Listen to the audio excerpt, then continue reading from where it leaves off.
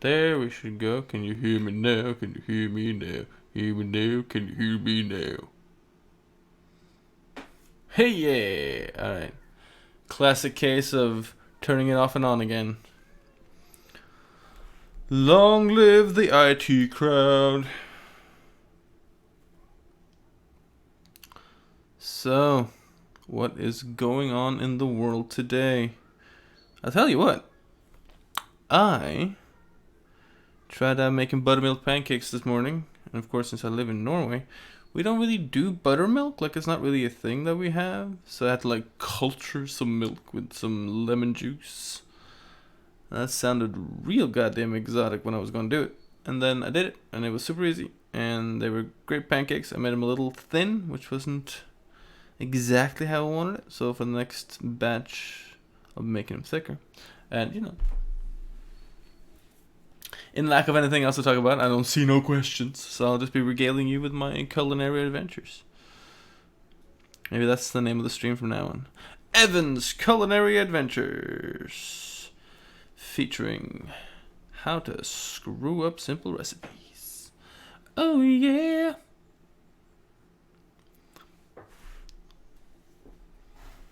You're doing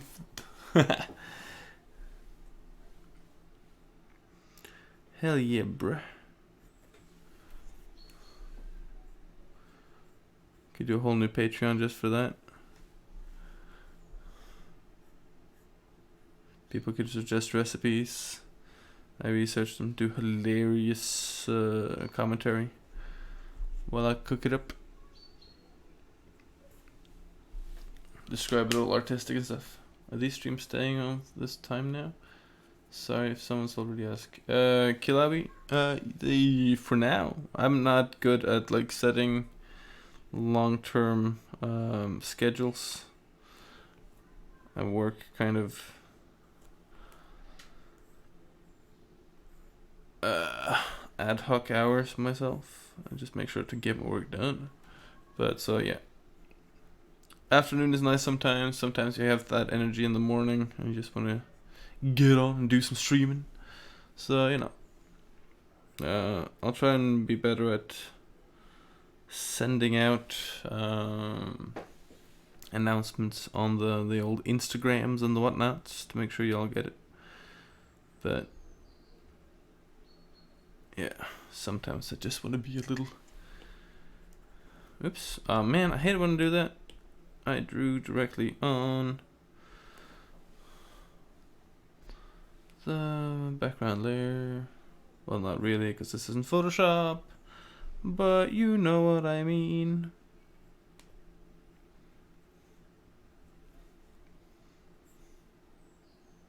Regarding culinary adventures, what's on the study menu?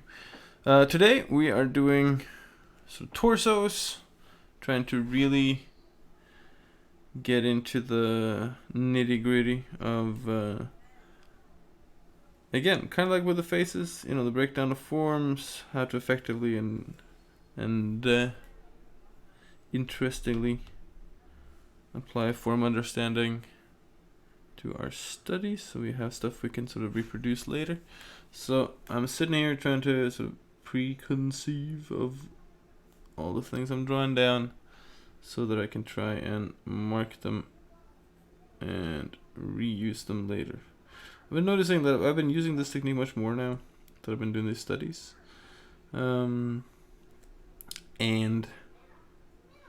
for sort of the illustrations that I'm making at the moment for work, I'm getting a lot out of it. There's a lovely sort of confidence in how you work with something when, like, the more you take the guesswork out of things, the better it is. So the more you also start taking the ill-contrived visual shorthands out of it, the better it feels. So element by element, I'm improving my art. Talking about veggies and food, have you seen the TV series Spartacus? If yes, what do you think? Veggies and food? I've seen Spartacus. Saw at least the first couple of seasons before it got a little crazy. Well, it was always pretty crazy. But yeah, it was cool. I was fine with it. I mean, it was never trying to be anything other than like blood and guts and craziness. So I can't really say that I had a problem with that. It was fun. Like if you like 300 and you're not too fixed on like stylistic originality, you'll like Spartacus. It's pretty much the same. I think the only sort of down point is like when it starts taking itself seriously. That's when it really falls apart. Like when it's trying to have like serious discussions about like moral issues and stuff. It works much better when they don't say those things, they just act around them. Like in the beginning, for example, they have the whole argument about like corporal punishment and group punishment. And that is a whole like moral thing to talk about, but then they solve it kind of without talking about it too much. And so it becomes like, lead by example, all that kind of stuff. And I think that kind of got lost later in the series when they all got to like talk out everything. It lost something, man. Finally finished reading The Hobbit yesterday. Interesting to see the big difference between the movies and the books. Hey, yeah, there are quite a few differences. I mean, if your only impression of the Hobbit as a phenomenon is the movies, you must be shocked at how short the book is. Because they started including some crazy shit in the movies. How'd you find the book? I really like The Hobbit. There's something so sort of wonderfully fairy tale-y about it. It's grand.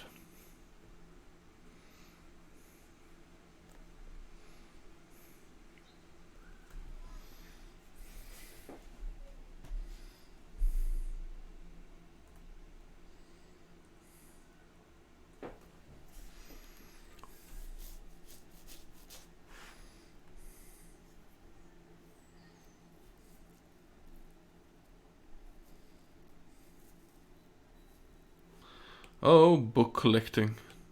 That's dangerous, because then you're like, oh yeah, I should be reading all these things, but I haven't yet, and then you never get to it, and then you die. Like bodyguards.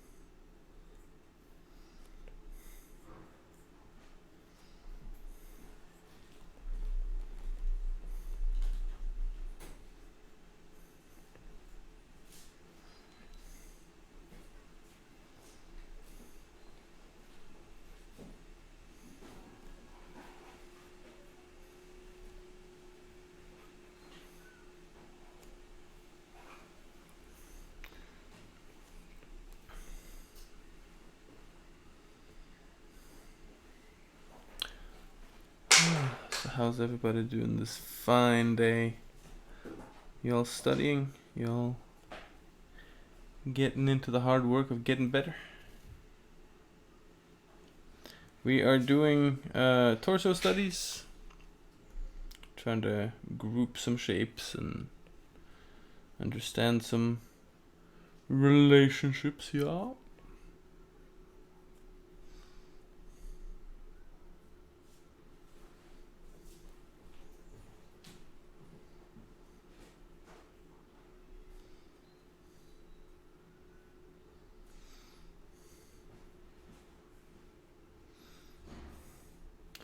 Not so bad. It's kind of pendulum type situation with me whenever I hover between buying a bunch and then reading a bunch, so it's evens out. Ah, okay, that's cool. Morning. Double O Odal. I think that's gonna be your new Double O Odal, secret agent of the art mafia.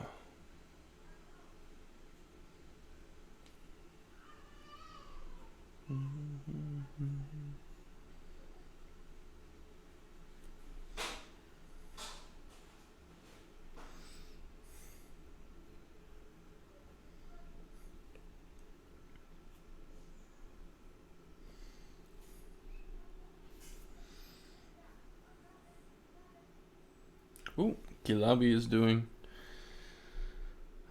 color studies. So how are you doing those color studies? Are you sort of doing source reference studies, or are you applying them to something? Go into depth, man. I want to know. Hey, Fabro. Daniel Fabro. Double odal. N double odal.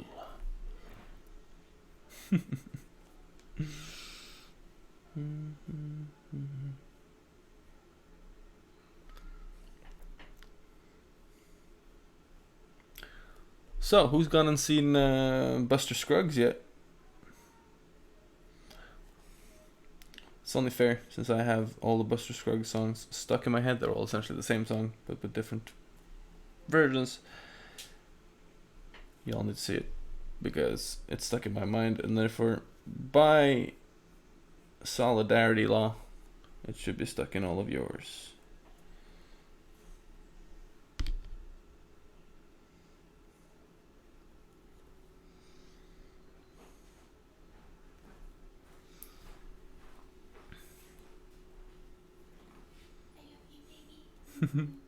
Hell yeah. See that, people? Rasmus saw it. You should all see it. Hello. Oh, you going? Hi.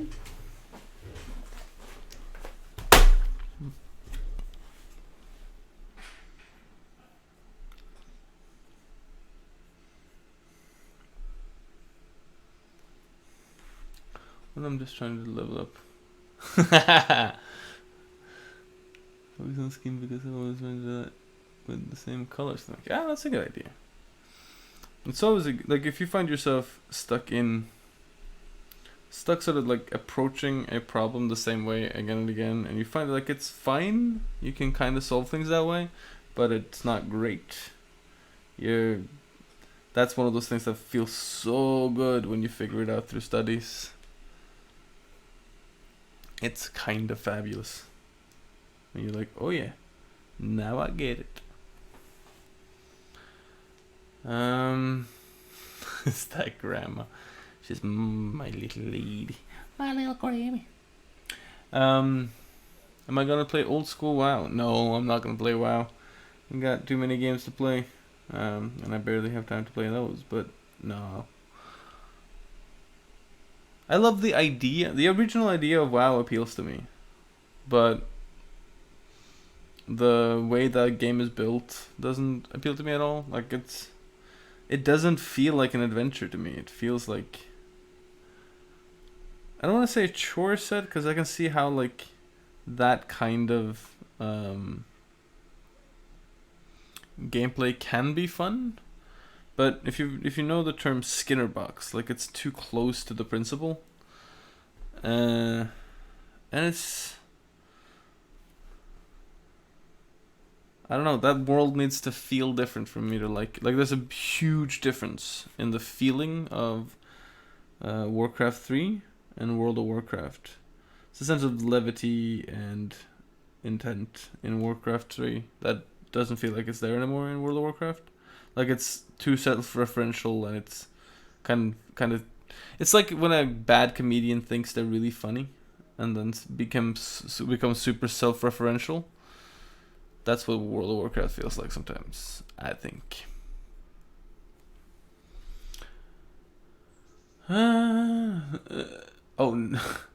Double O knows. Can you continue the shapeshifter from yesterday? Flooster, the shapeshifter is done. I'm a post that later today. Probably when I'm done here. I can show you. That one turned out really nice. I got really happy with it.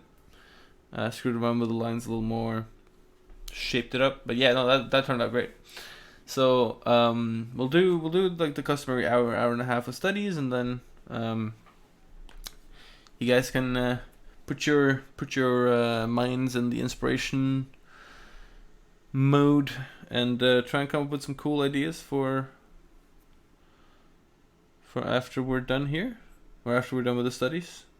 That'd be cool.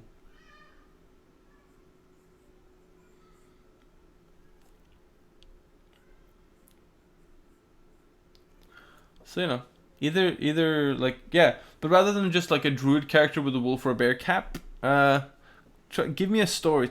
Tell me a little story. That's much more fun, and then we'll come up with a character through that story. Unless you're busy. I mean, it doesn't have to be like a novel or anything, but you know, little paragraph. Sell me on the character. Sell me a bit of goods.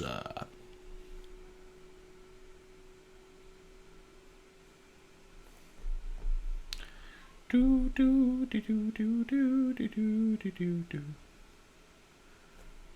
Okay.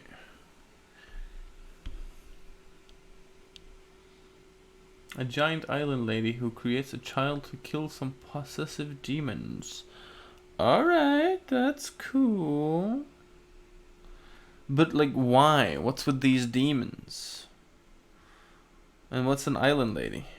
Like, is she a lady who is literally an island and she creates, like, the hero? That'd be cool. I can go with that. But, you know, give me whatever. Whatever you got, peeps. Doesn't have to be right now either. Can be, like, if something comes up.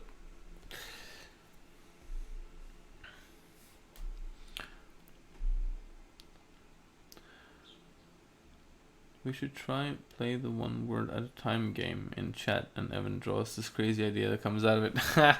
Yeah, can try and do that. I do that at almost every lecture actually. It's pretty fun.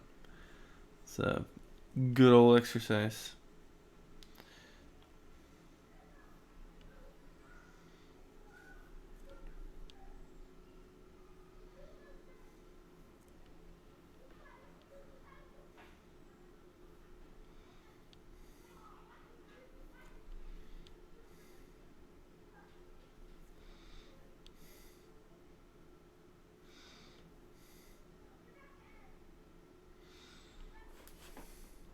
How about that dude that came up with the buttermilk? What was he thinking? Did he just dump a bunch of lemon juice and milk one day? Trying to make lemon milk? Holy shit, did Kevin from the office come up with buttermilk?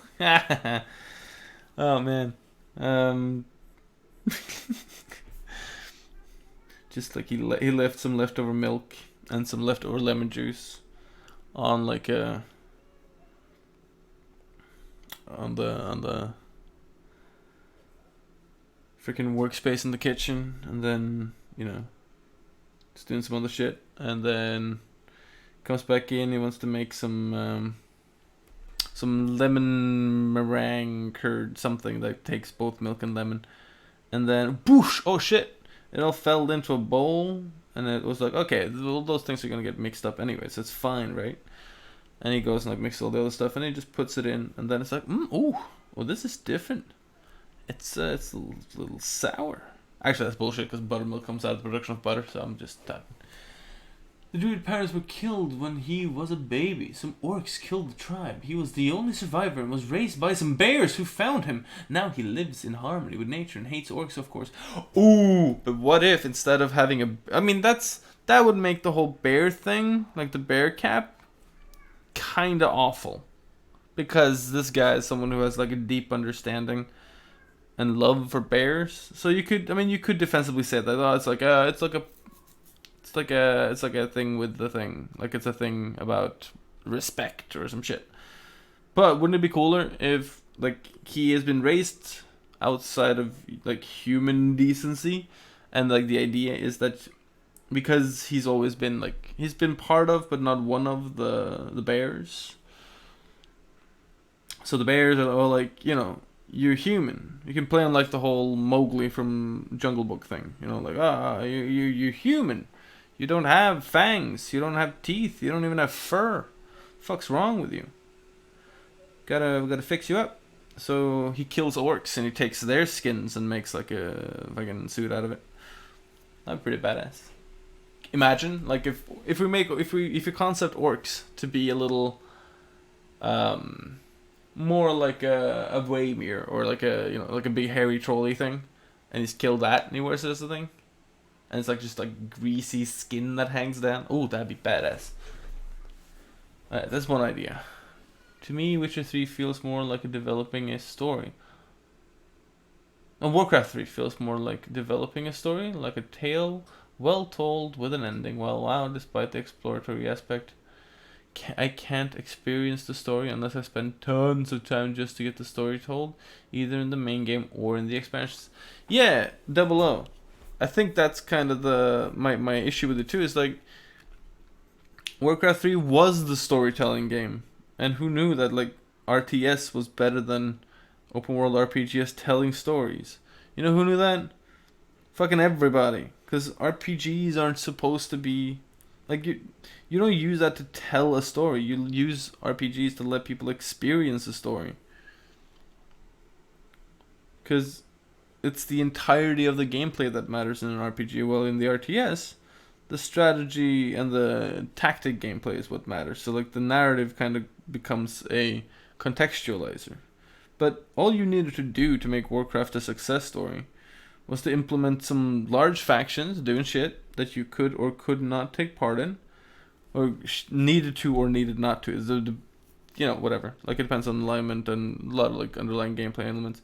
And just leave it alone. Like, just have a place with a lot of content. And I know some of y'all are gonna say like, oh, but that's exactly what they did, Evan. Have you even played this game? And I'm like, yes, but it's the way in which you experience that content. And it's the way in which the multiplayer aspect is included. All of that shit annoys the hell out of me, because I want this world to feel like a fantasy world. So when you have a bunch of shit that's made up to facilitate non-fantasy things, it just becomes too much. And it's like, if you don't feel like a hero if there's like 100 other people running around being heroes in the same game. So I'm not against like the idea of massively multiplayer stuff, but there's nothing wrong with the idea of the players not playing the pivotal roles all the goddamn time. And like, I'd be happy to like just experience the big stuff going on in the game from a ground level. That's all I really wanted. I didn't want all the fancy stuff. I just wanted my adventure. It didn't have to mean anything. It just needed to mean something to me. And that's where it failed. Because while you're being told that you're this great hero doing all this crazy shit, you feel like you're just some piece of shit. Nothing matters. At least that's how I felt. And yeah, I don't know, it wasn't for me. Some people love it. You want too much, man. Get over it. Hey, Iris is there. Where did you find ref for today? I'm using the Line of Action website for my references. And I'm so tempted to draw all like the faces and the hair and stuff, but I'm just picking out the stuff that I want to draw that's like down to the studies, and I'm focusing on those because I'm being a good boy. Say it with me now. Good boy.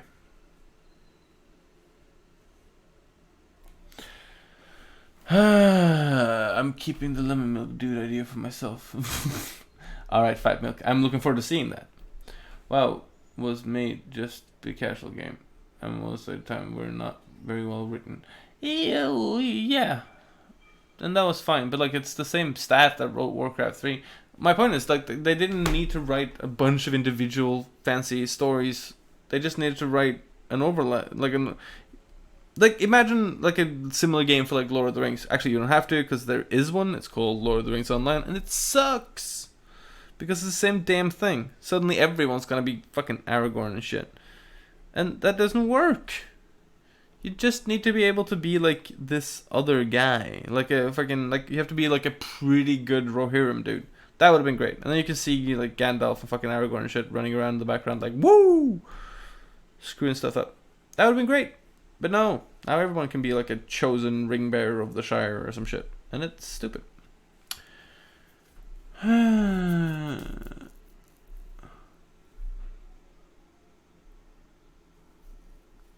I'm actually watching this junior college class. Will there be any streams later? Not today, but yeah, there more coming in the future. Why do you mostly use the iPad? Because it's handy and dandy and simple, and I like it. And Procreate is fucking great, and yeah, I mean that's pretty much it. I don't really have more reasons than that, though that seems sufficient to me. No, it's just nice to have. I can take this and sit wherever I want. I have my Cintiq sitting here actually, right by me, but I'm not using her. She's just chilling, she's being my picture bay, and that's nice, you know. She's done a lot of work in her time. Now she gets to have a little bit of time off, and then sometimes when I want to do some like heavy rendering or something, I'll use Dropbox, get the file over, put it in Photoshop, just go at it with the crazy lasso tool and stuff. But not right now.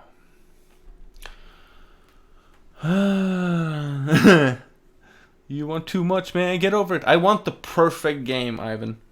And it looks like I might get it next year, which will be terrible news for my career, but great news for my ability to live vicariously through video games. Because Bannerlord is having its beta or alpha or whatever coming out next year. And it looks, I mean, that's what they've been saying for a while. But now they're saying definitely next year. So hope they're not lying. Because that game looks amazing. And I'm like, is this going to be the perfect game? I think that might be the perfect game.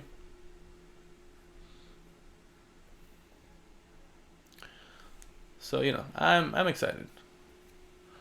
Iris says, reminds me of how in Path of Exile in a video they make a while before release talking about the game, they talked about how important it is to constantly feel like this ragged castaway.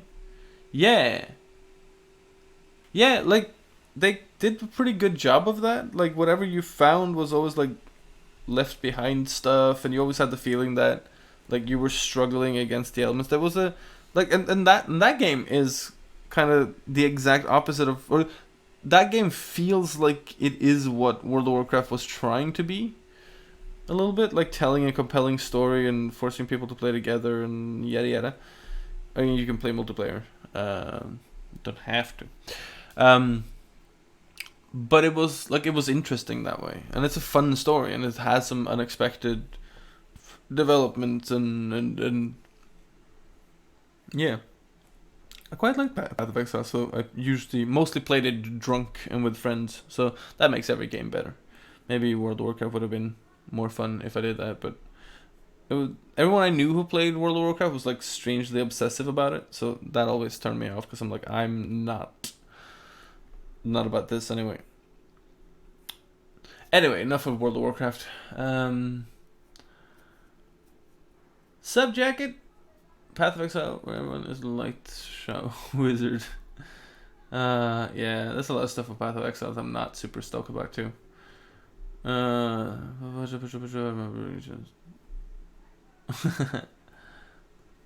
using the 12.9 Generation 1 iPad Pro. It's pretty good. I have a curious question. Why are the days in your schedule written in Greek?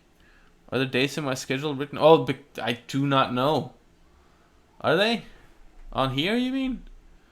I don't know. Can you explain how you use the lasso tool for rendering, please?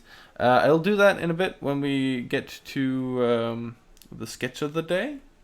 For right now, I'm gonna keep on the torso deconstructs. But essentially, it's once you've established your colors, rendering is simply like getting them into the right place. And so using the lasso tool kind of as a freehand stencil. That's how. That's the thinking of it, and then the execution I will show you.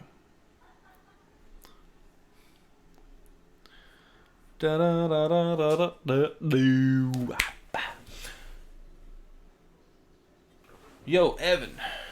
Yo, Iris. Yo, buddy. You haven't. Do you have some film or anything on your iPad to make it more comfy, or just raw, raw dog? No, I use a little screen protector called DigiShield or something like that. It's got a ridiculous name. And it was super cheap. It was like $3 off of Amazon. and it works great. It's a little bit of texture drawn. It's not that like there's something very iffy about the sort of oily surface that naturally is on the iPad. So yeah, I like a little bit of texture, kind of like paper. And it's nice for like resistance as well.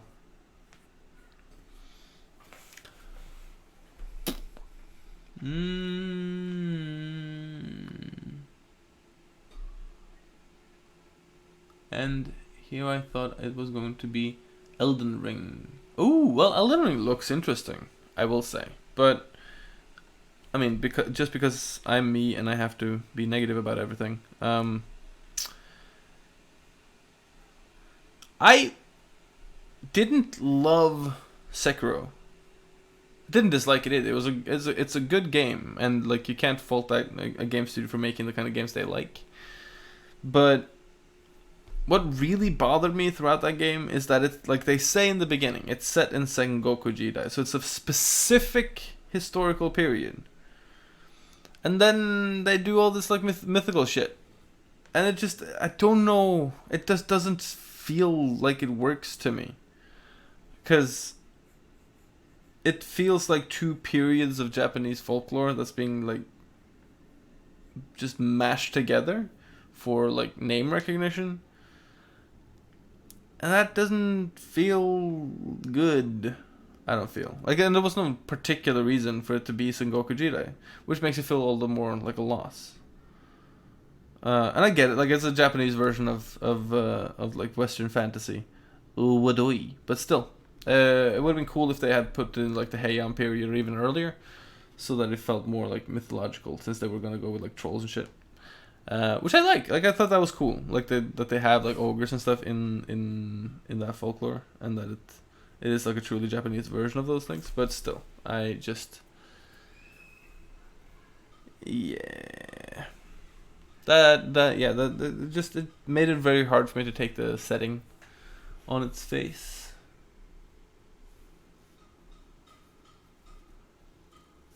Oh, 00. You might be right about it being Spirit on setting it that way. I've been let down by too many games.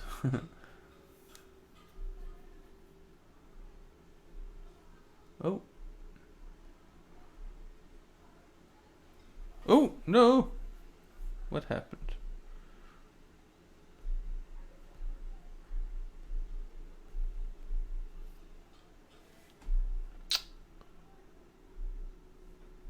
Hmm? Ah, there we go. Alright. It's back on. Hey, I made it even though... Wait. Where are you working at now? Where am I working at? I'm working out of Oslo, from my home studio. Have a little room behind the living room where I doodle away my day. It's pretty nice. Another character pulled out a Glock from his pocket in Sekiro. Hey?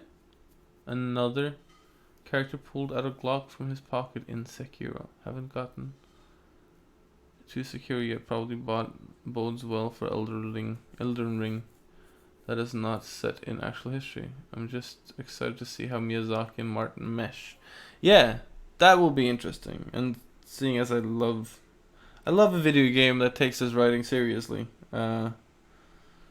That should be pretty interesting. Though, no particular reason. Everyone's gonna die anyway, so it's gonna be great. It's gonna be weird to see Miyazaki working on something that, at the face of it, you would expect to be so grim. But maybe it's gonna be great. I actually did quite enjoy the Ni no Kuni game. At least the first one that I played. I thought that was pretty fun. So I know that's not Miyazaki, but it's sort of... It feels like they've taken 9/10 of their story from like different Miyazaki stories. So his formula seems to work pretty well for video games. Oh, and is there a chance you can share the reference you're working with for a draw along? Oh wait, let me see if I can make it work now. Maybe OBS has changed its way of doing things. If I do...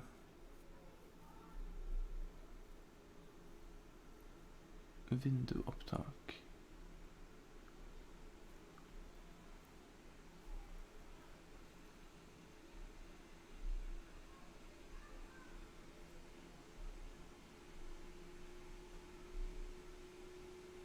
Yeah, see, every time I try and do it, it just comes up black. It doesn't actually show... It doesn't show anything. So I have to figure that out, but I haven't yet. So, sorry about that. Hey, weren't you going to be an instructor at an online school I saw at some point? Or am I imagining this? I was an instructor, and I've been for the last 2 years at Idea Academy in Rome, which also has online courses. But and there, but other than that, I'm not quite sure. There's gonna be a thing with a Canadian company whose name I can't remember. We're gonna make some classes out of one of my lectures, but nothing like set. Though I would love to do an online class at some point. That would be cool.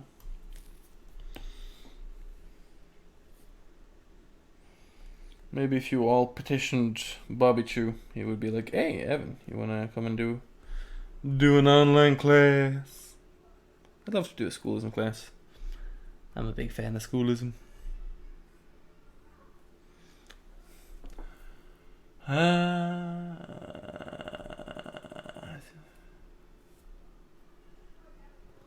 Oh, and that's Ghibli's Hayao Miyazaki, Sekiro, Dark Souls. Oh, those are two different Miyazakis. Look at me not knowing shit. Okay, so they're gonna be quite different then. It's not gonna be Hayao Miyazaki, because that's stuff I know. Oopsie. Oh man, I thought that was weird. I didn't think that Miyazaki was gonna work very well with that kind of like studio aesthetic, but I was like, hey, keep an open mind. Maybe it's gonna be great. Woo, that was good. Woo. Okay. I think she would appreciate nude models. Yeah, that's probably true too. But if you go on lineofaction.com and you just set the preferences, there's a lot of good material here, so don't worry too much about it. Do you know the Swedish artist Simon of course. He makes some pretty amazing art. He made some books a bit like Tyne, just with a continuing story in a dark future setting. Came to think about it because someone mentioned the series Dark the other day. Yeah. I've seen it. Seen his stuff, and it's something not entirely dissimilar that I want to do with Tyne.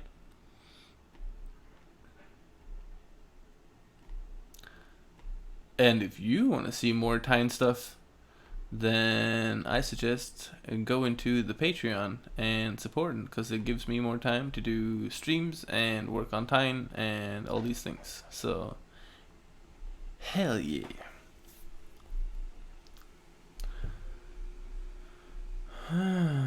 If you were a schoolism, what would your class be about? Good question. I would say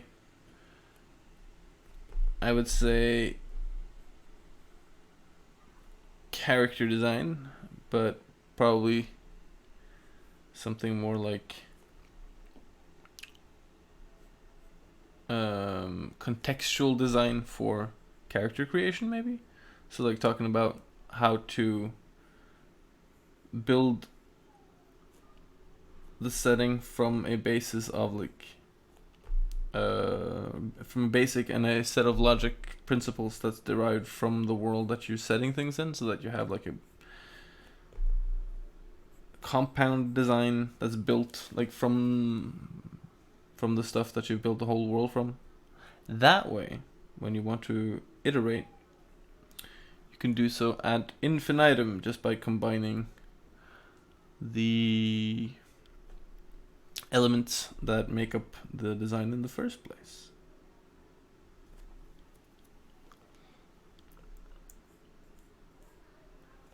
It's kind of the base principle of, well, it's not the base principle, but it's how I defend the focus on context design when I work, and it tends to work pretty well when it's a big enough project, of course. So maybe we'll have 2 classes, one for that, which is like more idealistic, and then one for like practical character design when you just gotta get some stuff done. Tricks and tips.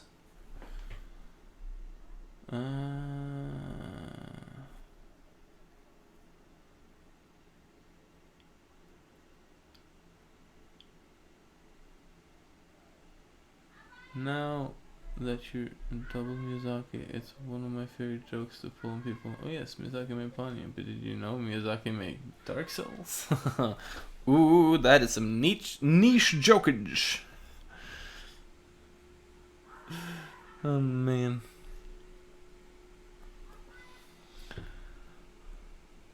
That has to happen. Beginning spam barbecue right now.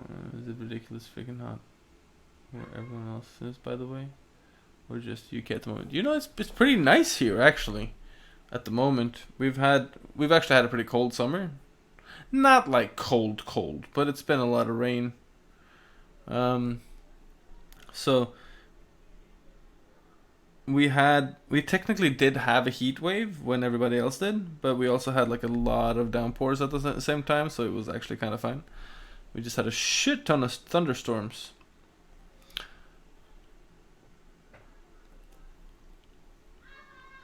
And that's when I chose to go to Rome to die in a heat wave. And now you're all listening to Zombie Evan.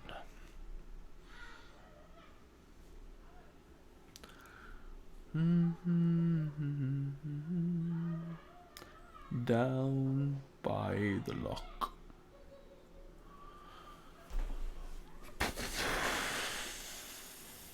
Hey Evan, do you know of any online course or online tutorial that focuses on gathering, choosing reference? I feel that finding good reference is just as important as technique, but I can't find much on it online. I think there probably isn't any sort of course on that. Just, I mean, it's like a compound element of a lot of courses, but I don't think there's any one particular for it because it changes so much from artist to artist.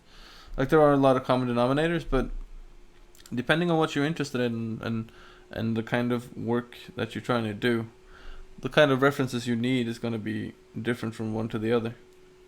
So you'd have to, like, in order to set up an effective course for it, you'd have to be extremely specific in like the artistic outlook of the students, and that might, undercut the whole venture in the first place. So I don't know, but I think the important thing is that like there's valuable references everywhere, but you have to learn like little by little how to look for them, how to find the stuff that you need. And that can be hard. Oh, it can be oh so hard. Said the nun about the bishop. Oh! Sorry. I apologize. I really do. Feng Zhu has a good... Oh, wait. No, okay. Has a good video on it. Okay, so Feng Zhu does.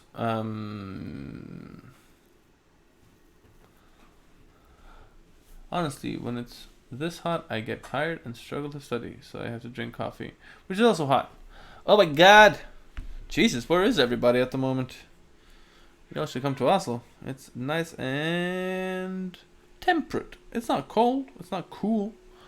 It's nice and summery, but you know, find some shade. You're good.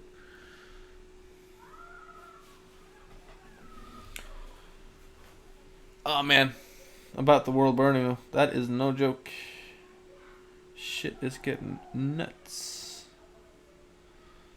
Greenland lost what? Like 12 million pounds of ice or something? Like, I know it's probably either a lot more or a lot less, but it's in that realm of like it's impossible unless you are extremely particularly involved and informed. It's impossible to have a relationship to that number of ice melted off of Greenland. That's fucking troubling. And they just had the G7 meeting, and good old Trumpy boy didn't show up to the discussion. Oh, what a friend to the people.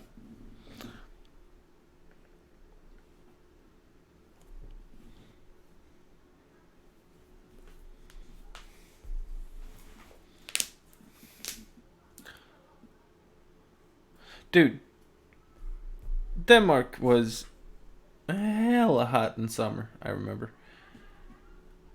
Especially in like the towns, because there's not a lot of wind in Denmark. That's not true. There's a lot of wind in Denmark, but it is very much obstructed by buildings and stuff. So on like unhappy days, there would be very little wind in Amabo, where I lived. But on good days, the wind would be coming down the street, and then it would be like Wind Tunnel Alley, and that was great. Even when it was hot, it was like, ooh, cool sea breezes. And I love a cool sea breeze. You reminded me, Neffy, I need to go get a cup of tea, even though I'm sweltering hot. What about, and here's gonna blow your mind, what about some iced tea? Oh! You get both. You get the caffeine, but not iced coffee, because cold coffee is disgusting, and if you try and tell me otherwise, we're gonna have words. And those words are gonna be, you're wrong! You're just wrong. I'm sorry. I know you hedged your bets. I know you went, I need caffeine, but I want to say cold. Cold coffee. How can I lose? Well, you lose with your soul. Because god damn it. And I know I'm wrong about this. I know someone's gonna show me a good cold coffee at some point. Actually, I've had some decent cold brew. I know what's wrong, but it's just like the idea of cold coffee still grosses me out. It's blah. But on the other hand, I know it's good. It's just fun to rage against these things. Seriously, now I want coffee, so screw you guys, because now you maybe want coffee. Which isn't a problem, because we have coffee in the thermos, so I could go and get it, but I'd rather sit here and bitch at y'all. Ooh, I get tired.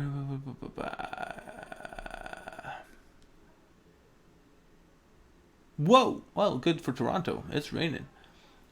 Hey, Angevir. When learning figure drawing, whose method did you learn from? Michael Hampton? Andrew Loomis, etc.? Oh, you've mentioned his name. Praise be to the Loomis.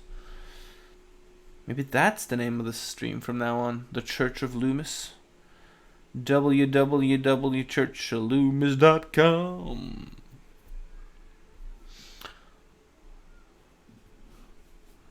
And in simple geometric shape shall we find truth and honesty. No, I use Loomis a lot. I love Loomis. It's simple, it's effective, and it can be modulated to fit with anything. It's principle over style, which I adore, because then you can just apply for style. So, you know, it's kind of the ultimate. Simply the best. Better than all the rest. Better than anyone. I don't have any eyes. Ooh, Neffy. Jeez. Oh my god, I am a genius. Thank you, Kilabi. Will you see me with your eyes at Lightbox? You probably won't unless there's like a poster or something. And I can't imagine someone would hang up a poster of me. That would be too much. No, but I might come next year. This year it's crashing with my dad's 70th.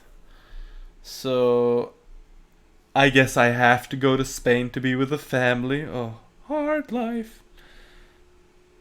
But, you know. Maybe, hopefully I'll have a chance to go next year. Because it sounds good. I hope it sort of lives up to the hype. Because it seems pretty nice. And I hear there's going to be a lot of cool artists there. A lot of cool people. But I just hope it doesn't become another, like I got to go to what's it called? CTNX 1 year, and I didn't love that. So I hope it's more sort of workshopy, more that, and less sort of marketplace haggle home, because that shit was bleh. Though I know some people love that, and I don't wanna be ignorant to that angle. It's just, it tires me out. Man, I'm just I gotta get up the energy here. I'm getting a little break. Be careful with the titties. Twitch is super peculiar with drawn nudity and can be unreasonable even if it's classy studies. Okay, then countermeasures, dodge. Beep, boop, boop, yep, yep, yep, yep, yep. Yeah, probably gonna be fine. Clear one thing, upload an Instagram image of drawings where one of the characters' head is inside a rat mouth body. Remind me of your sketch. Oh, maybe that's where I got the inspiration. I don't know. I love Clear Wendling's work. It's awesome. Alright, so that's about an hour's worth of studying. Feel like I got some things worked out of there. So let's take the titties away and do us a little sketch loony, shall we?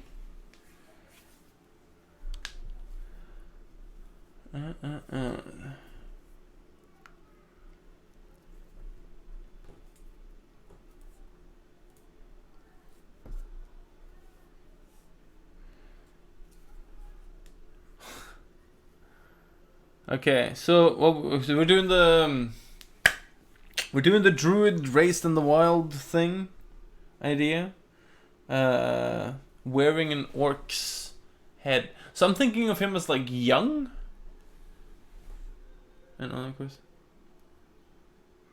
I do not know why that is, Luki Moo. But yeah, so I'm thinking. And you know what they say about thinking. That he is sort of young, you know, and he was given this orc head by like his bear papa, who tore that orc limb from limb and like left the head with him, and then he has used his sort of like, yeah, I guess there's maybe that is too much head wearing, Neffy. I'm uncertain now. I'm unsure.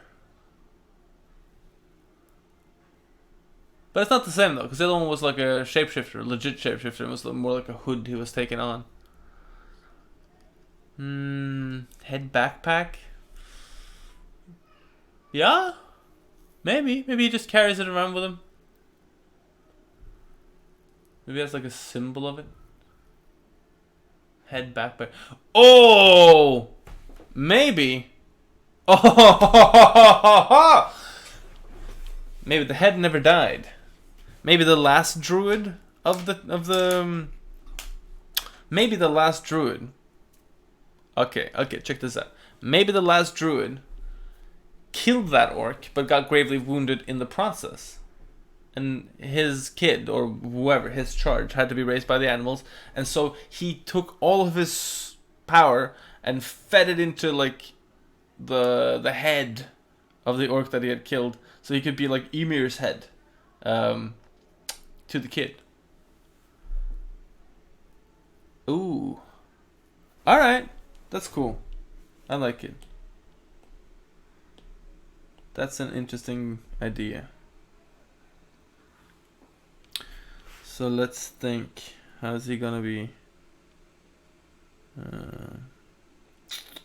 So this is part of the drawing process that's really awkward to have on camera, because like I want to sit and just like think this out now, but it's gonna be really boring for you guys to see. So give me a hot minute and I'll start drawing. I just wanna plan it out.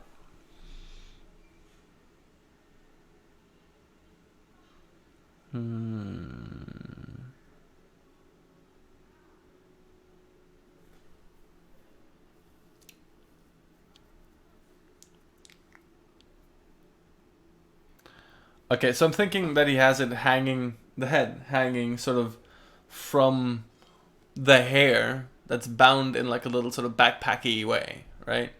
Or maybe from the ears. Maybe he has like a bunch of piercings or something. And I want it to feel kind of like, you know, he like takes it on and off and like throws it against like you know, like you have a backpack, you know, like throw it around, but it's like a talking backpack. So maybe like having them interact somehow would be interesting. All right, let's do this. Maybe he has it. Yeah, okay. Now we got it. He has him on a pole, right? Ooh, that can work too. All right, all right, all right, all right, all right.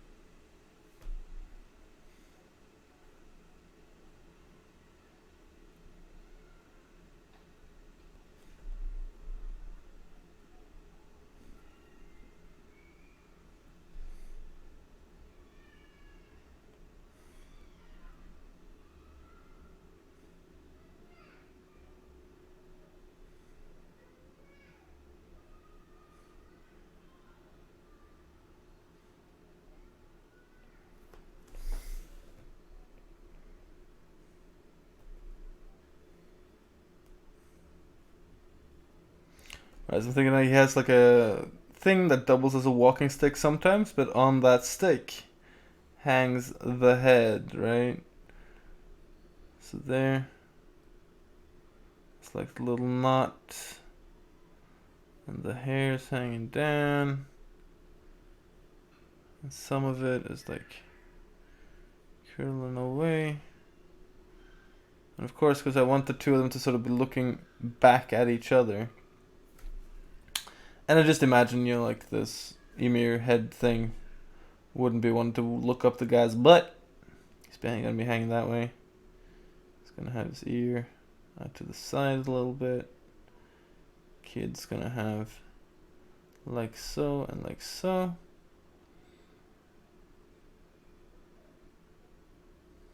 So I'm trying to think in like large gestures now. So kid is gonna be walking. I want him to be sort of twisting a little bit so that we have like shoulder to shoulder here. Arm coming back and arm poking in front. So that I can have the twist in the spine that would necessitate the curve or the twisting of the head a little.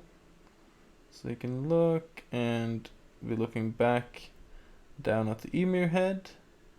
So I'm gonna need some sort of belt. Sorry if this gets like monotonous and boring, but I'm just trying to talk myself through this drawing. Maybe he has. Let's see. That arm goes forward. This leg should be going back.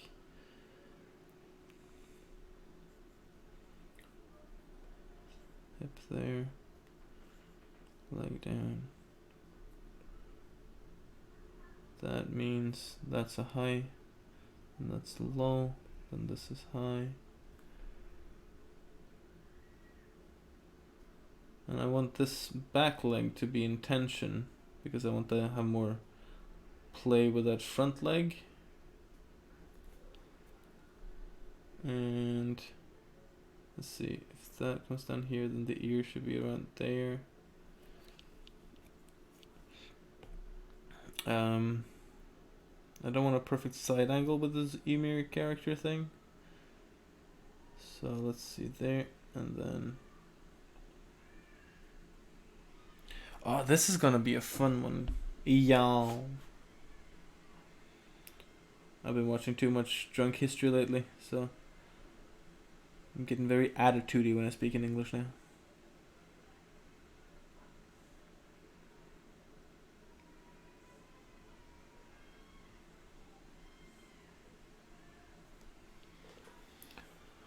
Oh, this is hard for you guys to look at. Let me change some colors here so that it doesn't get so fucking uncomfortable. There we go. That's easier. Do you consider, for example, game mechanics in your designs more just story as it was movie? Yeah, like if I have a client who's making a video game, I better consider some gameplay elements, you know, and usually that's part of the ask too from the client. So yes, I do sometimes consider that. In fact, quite often.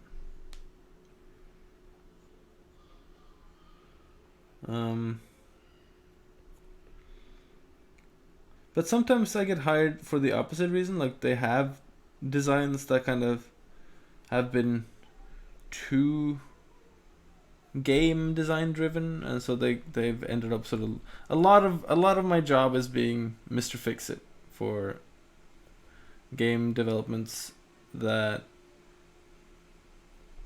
have sort of gotten a little either they don't know how to not be like how to break it away from like generic designs, or they find themselves in a position where they're like, oh yeah, okay, we like some of the stuff we've done, but like in general it feels pretty generic-y.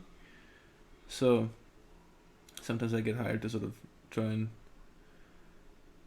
fix something there, like make a solution where I can take the best of what they already have and then try and introduce some contextual design to either justify or improve.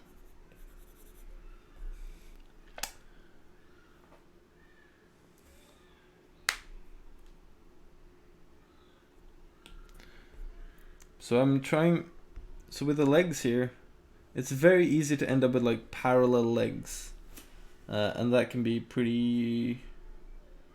Like it doesn't look good. It's not how people actually walk, and that was when we were doing the gesture studies. This was a lot of the stuff that I was trying to sort of get into my drawing, into my muscle memory. So like how does a walking stance feel? And why does it feel that way? And what particular things can you introduce to get that like more casual feeling of walking, you know?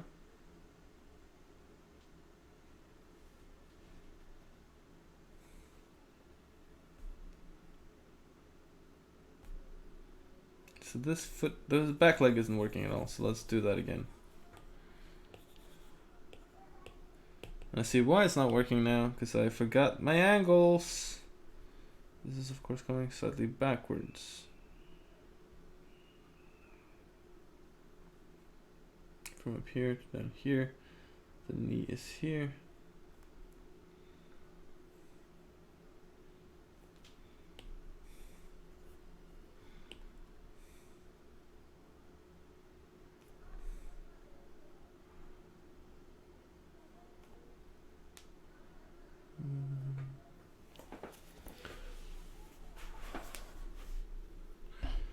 So I'm really, again, like drawing feet is one of those things, because feet, hands, a lot of anatomy stuff is like super complex stuff, right? We fall prey to, as I talked about before, visual shorthand. And once a visual shorthand is established, it can be really hard to break. Especially if it's like a useful but slightly limiting one. So I've talked about before, like for example, the predilection to draw hands like this, right? It was something everybody did in the concept.org days, At least in the beginning, right? And it worked. It was such like a hack for so many of us. We were like, oh shit, this is great. Now I can draw like dynamic looking hands. I don't have to think about it. It comes by itself. It's easy, easy peasy, Berkh McCheesy. And then someone pointed out, like, dude, you can't gesture like that. That's not possible. It doesn't. It's not gonna look good. And then people were like, "Ah, oh, screw that, man. Everybody loves this, so stick with it." And then some people were like, "No, that in fact doesn't look good because now that we're all aware of that limitation, we're all aware that it's a hack." And then people started going back and like doing studies, and then we figured out that a lot of style came from how people then chose to go and study hands and how they chose to like do different abstractions to do cool new hands. And so of course everyone ended up with their own new version of the weird non-Spocky handy thingy. But it's not like the visual shorthand thing stopped. It's not like everyone became super accomplished at gestural drawing. It was just that now we had more visual shorthands because everyone established more new ways of doing it, and so it was more difficult to spot. But you can still see like this, like the next group of people who came up. You could see, oh, this is the thing that Daniel did. This is the thing that Robogabo did. Actually, I don't think Robogabo is a good example because he was just fucking perfect. But but it's interesting to look at that stuff because it's how we sort of established this different ways of doing different things, and some people like just made very gestural hands, and some people made very like controlled and designed hands. But the level in general rose when we became aware of this shortcoming and then fixed for it. And that's kind of part of this, that we're not going for the perfection, but we're trying to get better at this stuff, all of us. Am I saying anything of any importance, or am I just rambling? I am not sure. How am I measuring proportions for this? I'm not. So now I'm relying on the stuff that I learned in my studies. So I mean very roughly I'm using the same kind of measurement that the studies have taught me, and trying to use my intuition based on that knowledge. I don't want to go in and start like very specifically measuring out. I want to just it's just a doodle. It's just a sketch. So no point in like overdoing it, I think.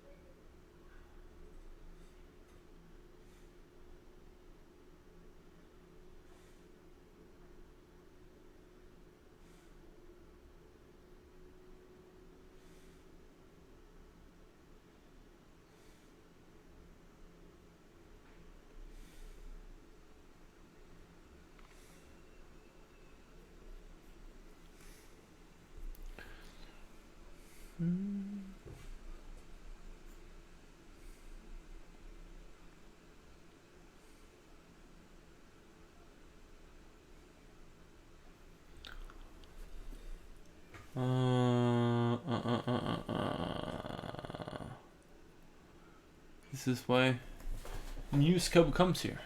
Cool.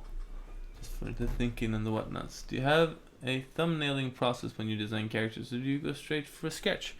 I don't really do thumbnailing as much for character design, as much as I mean the stuff I was doing before, just like sitting down and thinking it out is usually my thumbnailing. So I have had clients who want me to do, 20 freaking thumbnails or whatever, and then I usually am able to talk him down to like a Skype call and a couple of doodles.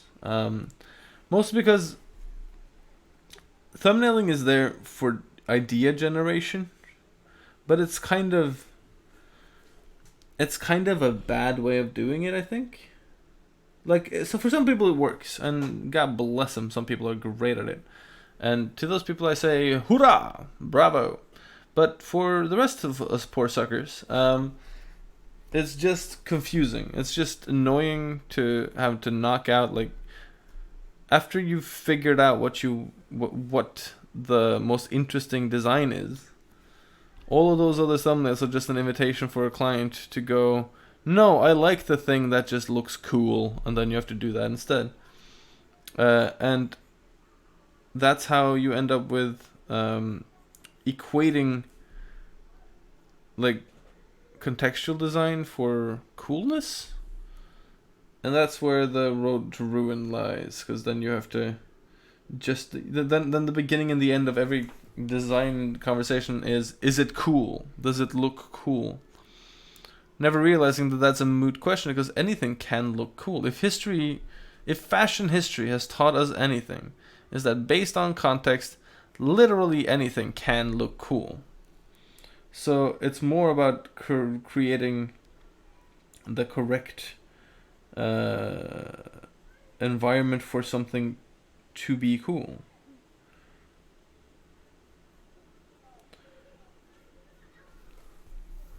But if you work from a perspective of, is this cool in the light of my own certain biases based on cultural and societal elements, then you're just gonna end up with something that's kind of yuck, you know. Like, nothing is more annoying, and I say this not meaning it, because there's a lot of things that are more annoying, but one of the things that professionally annoys me is when people try and include, like, not nudges, but direct cut and paste elements of modern fashion into, like, otherwise well-sourced character design. That shit bites, because it's annoying.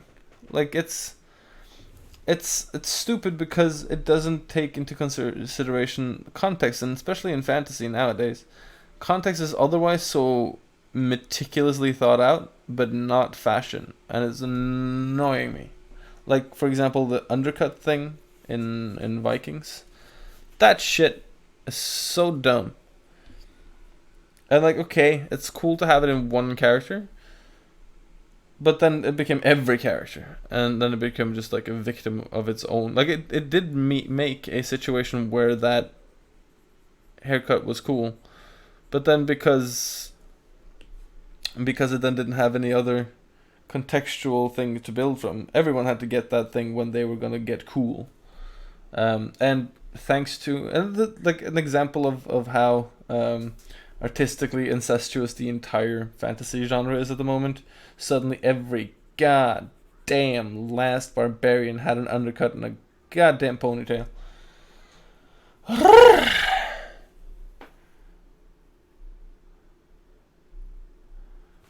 How do you go about studying cloth? And the clothes on your character seem so alive. Same way I study most other things. I ask a bunch of questions, and then I go about researching those things and trying to find interesting answers to that question. So if you're asking yourself, like, what did ancient Greek clothing look like? It's not just what it looked like, but why did it look like that? And what contributed to, you know, different style changes and clothing changes between cultures and inside of individual cultures, stuff like that. Super interesting. I also tend to focus on folds over tailoring, just because it makes more interesting shapes a lot of time. So yeah, stuff like that.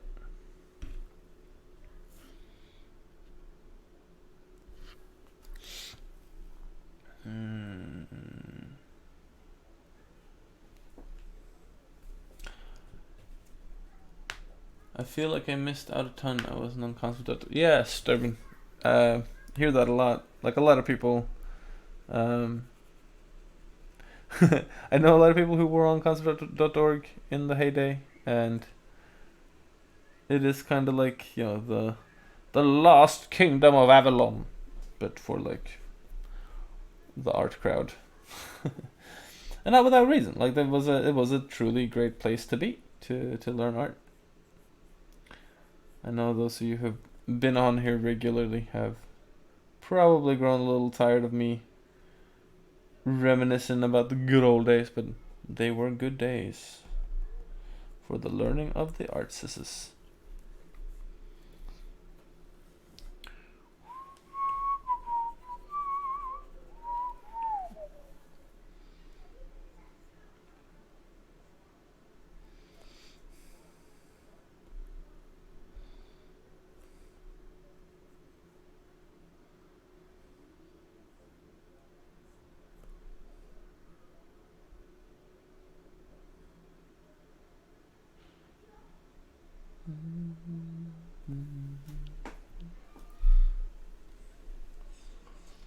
Let's see.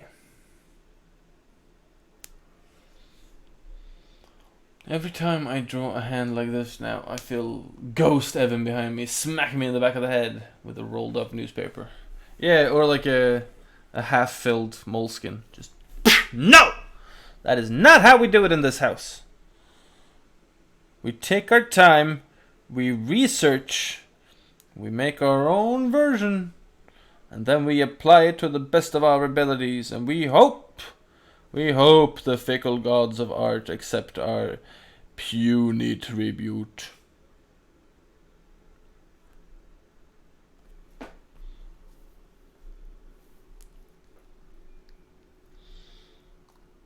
Any tips on drawing monsters? Yes. If they're mythological monsters, then a really cool angle is to try and take, like, you know, legit mythological monsters and give them a little implied narrative. You know, like if it's a griffin, for example, then here's your little implied narrative. It is a creature that of which the mythological narrative is it's a horse and an eagle and a lion all in one. So then imagine exactly how a villager, a peasant, might describe this thing to someone when they've seen it, you know? And then try and go as crazy or as well researched, or however your angle is, in the treatment of that description, because that would be interesting. You know, like it doesn't need to look like it does in Harry Potter to be a griffin. You can make a perfectly good good argument that it be otherwise, and you can chalk it up to this narrative implication. You know, the unreliable narrator implication. It's always a success story. So that'd be cool. For example, like maybe the Hydra is actually like a weird alien or some shit, but you know, in the eyes of a peasant, it is definitely a many-headed serpent. And then it's actually more like an amorphous sort of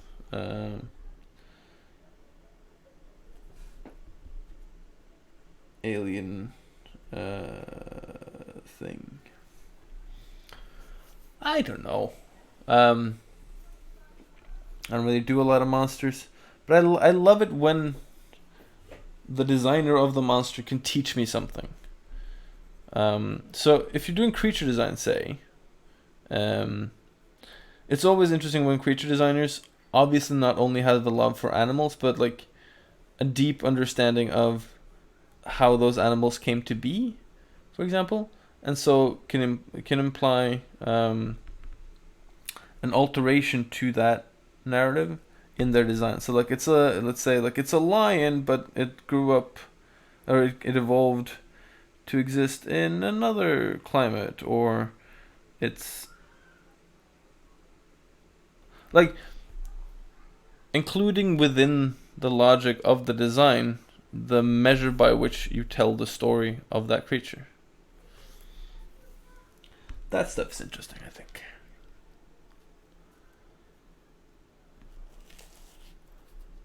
To me, thumbnailing seems like an excuse not to think hard before starting to draw a sketch. Inevitably, most of the thumbnails will be the comfort zone. Yeah, that's an element too. Like, you do tend to get, but and that has a lot to do. Get comfort zoney. That has a lot to do with people like people use thumbnails to sort of look for shapes, but you're always gonna find the shapes that you're most used to, which are going to be the shapes that are within your comfort zone. So it becomes kind of a an easily self-generating thing, but also then repetitive. Unless you're good at going and researching and sort of finding things to try in thumbnails. I don't think the process of thumbnailing is bad, by the way. I think it can be quite useful, but I don't really use it in what do you call them? Character designs. Because I very often try and be quite meticulous with my character designs.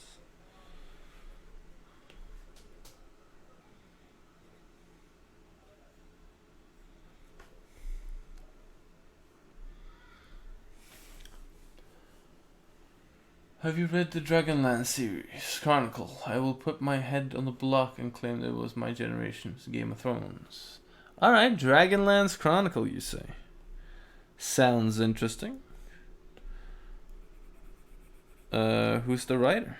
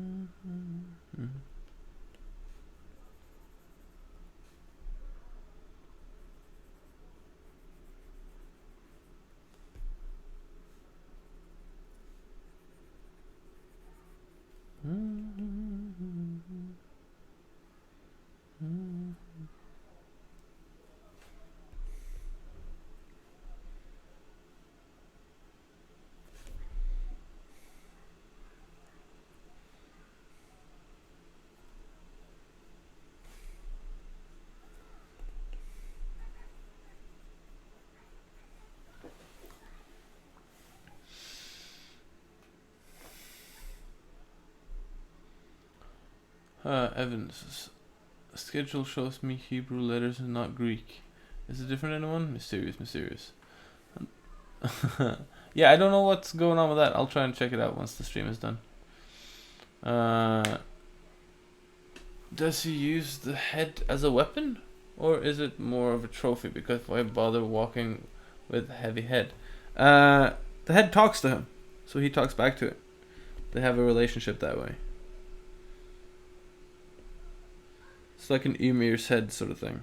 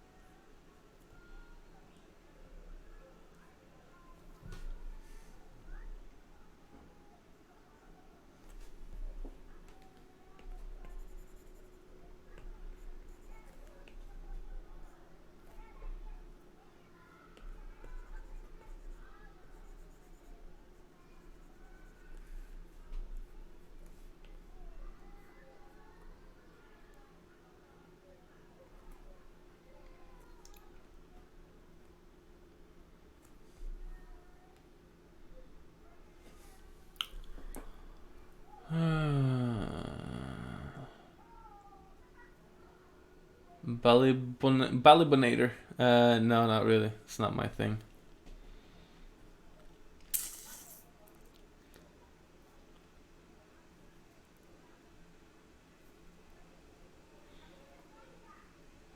Yeah, Pillion art. You got a very good point there. Four subs with their heads dangling on some belt. Or sacked because of Evan. Dude. Yeah. Done a bunch of those, haven't I? A repetitive motive. Probably my Viking background. Rearing its ugly head.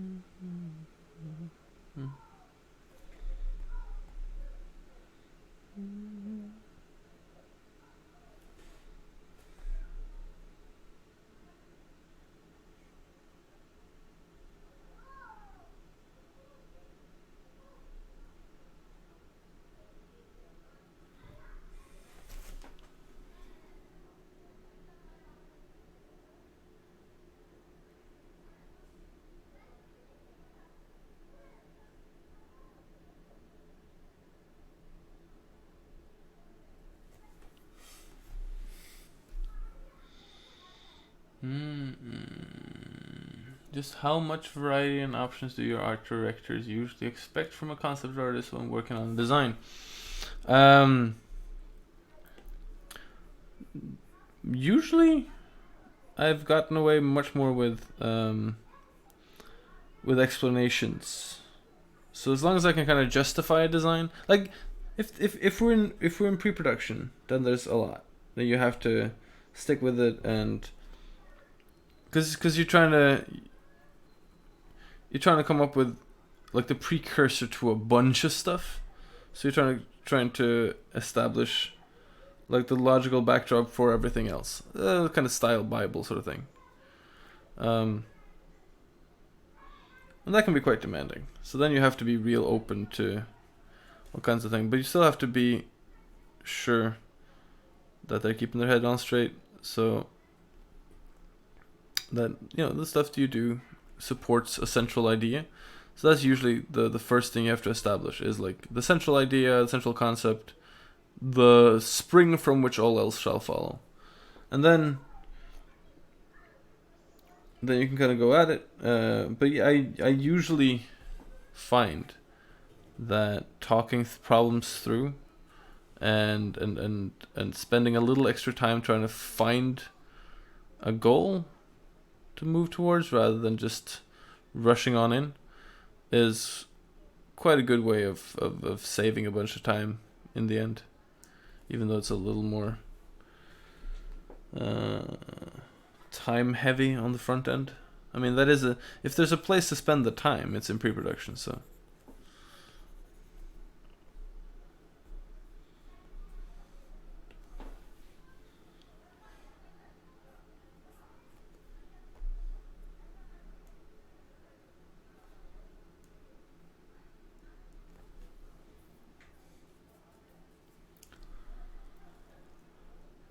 hey Evan, I think the gesture of pose could show a bit more compensating for the weight of the head.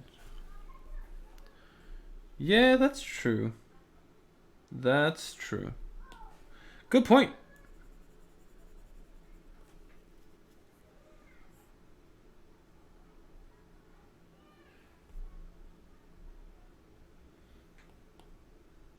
Actually, let's redo that head.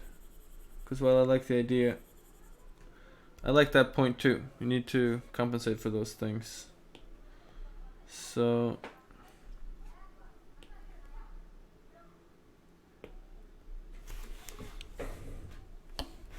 let me get real serious about this for a second.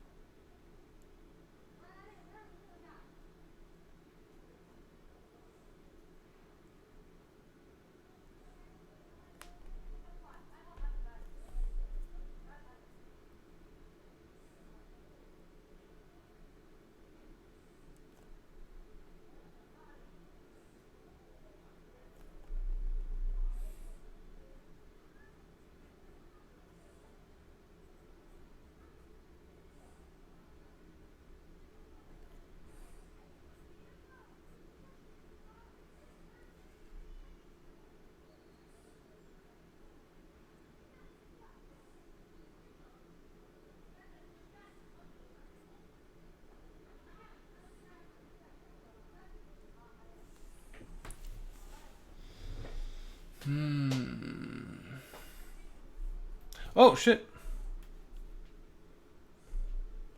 I don't know why that keeps happening. That's really annoying. Sorry about that.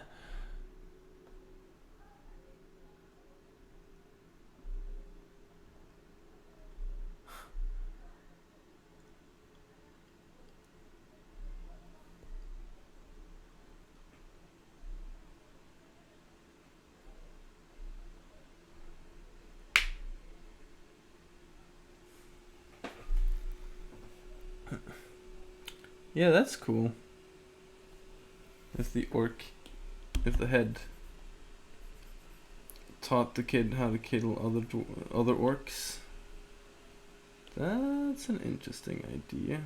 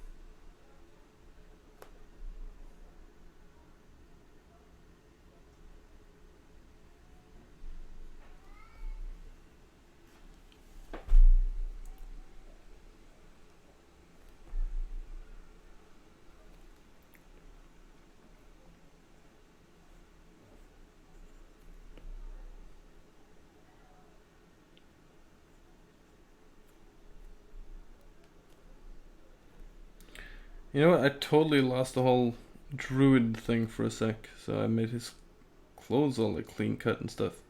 Because we were talking about clothing design stuff earlier. So I gotta step back and redo his costume too. Damn. Sorry. My bad.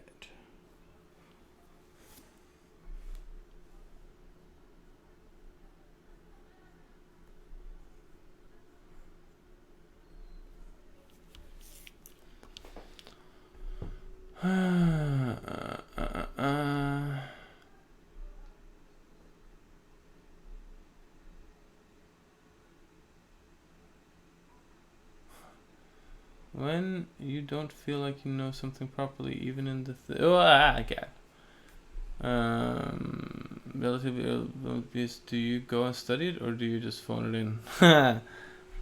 If I can, it depends, right? Like if it's not important at all, sometimes you don't have the time to go and do studies for everything. So sometimes you gotta just say fuck it and like make the best of it as you can. But if it's something, I'll usually make a note of it and then go back and do relevant studies later to try and learn that thing.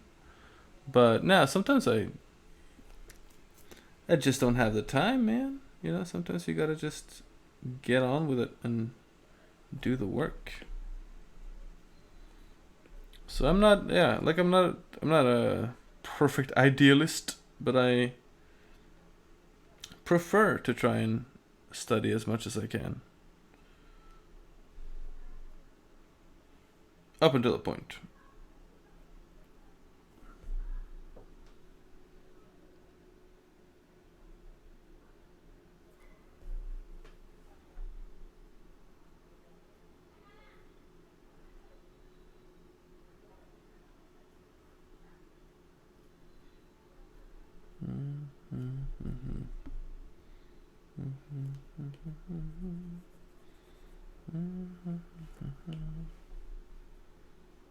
See, now I'm getting nervous because I screwed up once, so now I don't want to screw up again. So I'm moving way too quick and I'm making mistakes. I gotta slow it down and stop making all these stupid mistakes. Here we go.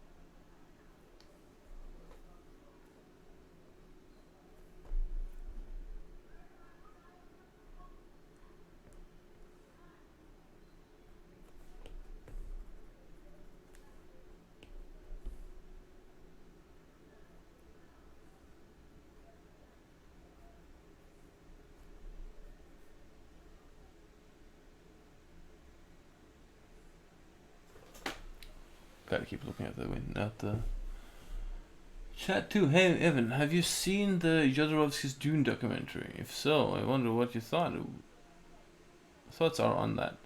That is pretty freaking amazing. I like Jodorowsky's Dune a lot. It's like the designs in there were revolutionary, not just for the time, but they were like era influencing. They influenced all kinds of sci-fi from like that entire period, everything from Alien to Star Wars to freaking everything, freaking like what's in David Lynch's Dune? Was that after? No, that was before. That was after. That was inspired by it, as far as I know. The stuff that came out of it, the what's it called? Something Mobius worked on.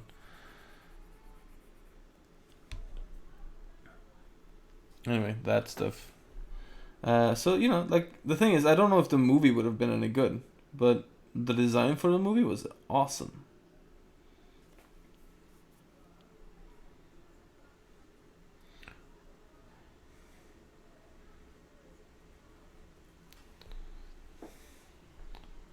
And yeah, pretty revolutionary for the time. It was cool.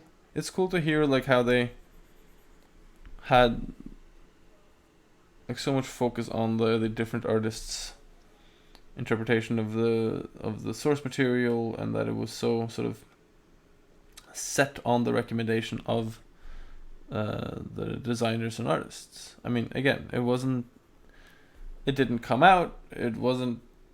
It probably wouldn't have been. It might have been. Who knows? Too much speculation there. But yeah, it failed, unfortunately.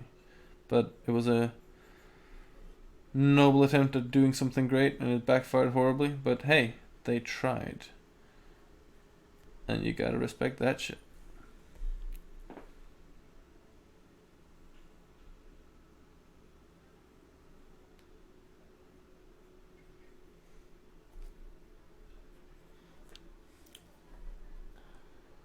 One leg beefier than the other, being that it's away from the other, it looks off as well. Is that bad?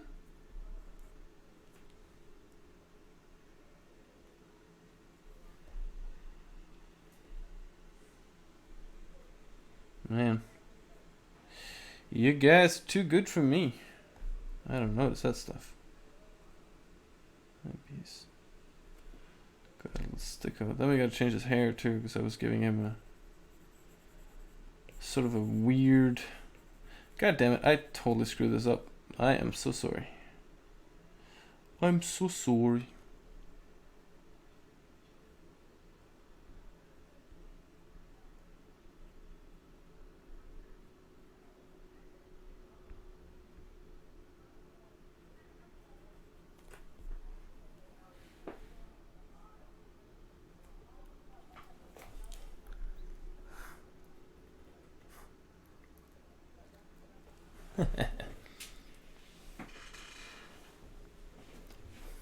Thanks, roll for bluff.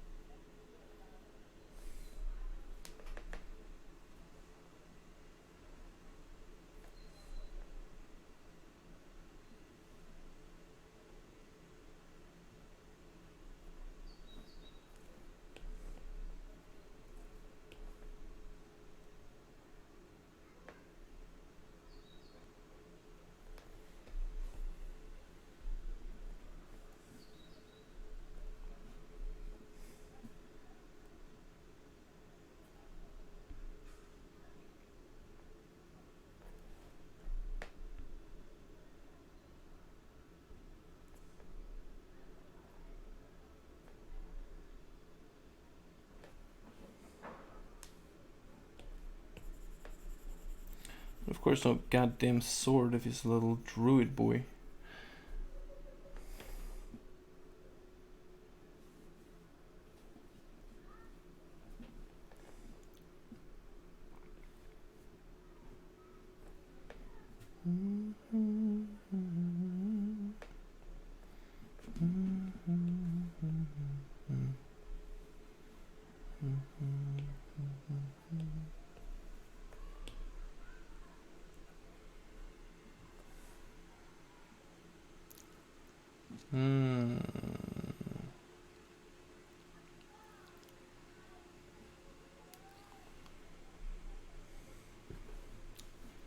Maybe the orc's necklace is now the boy's belt. That's a good idea.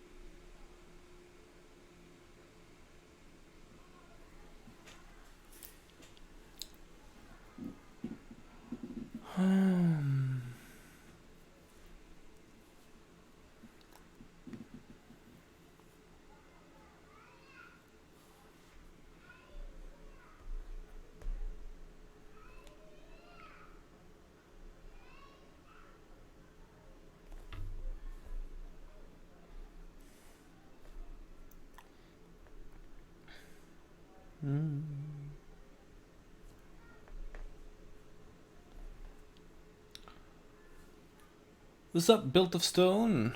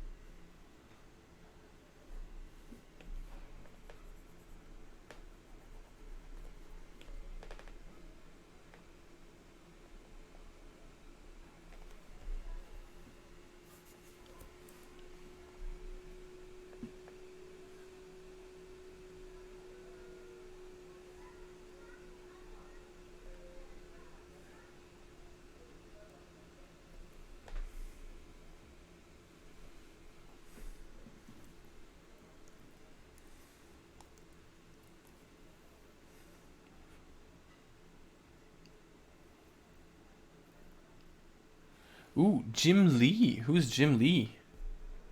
Educate me about this Jim Lee.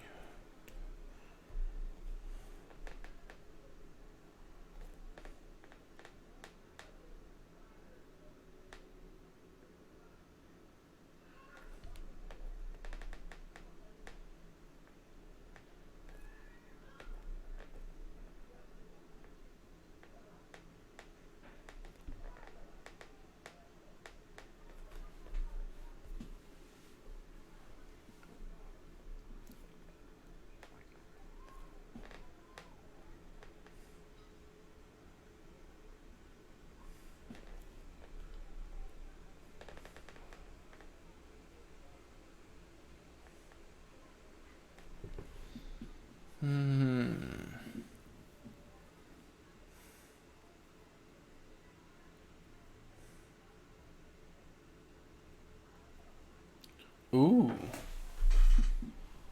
Okay, let's check out this Jim Lee.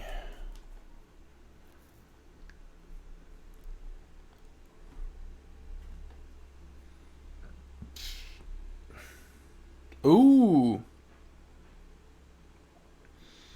Alright, he's pretty good. That's... Ooh, yeah. Alright, that's cool.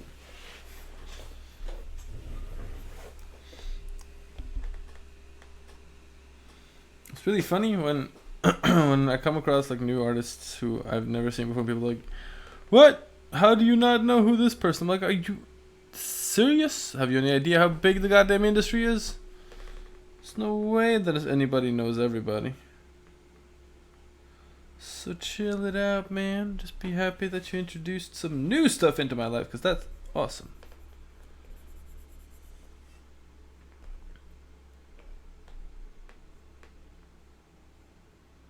Not that you were being like that. I'm just saying.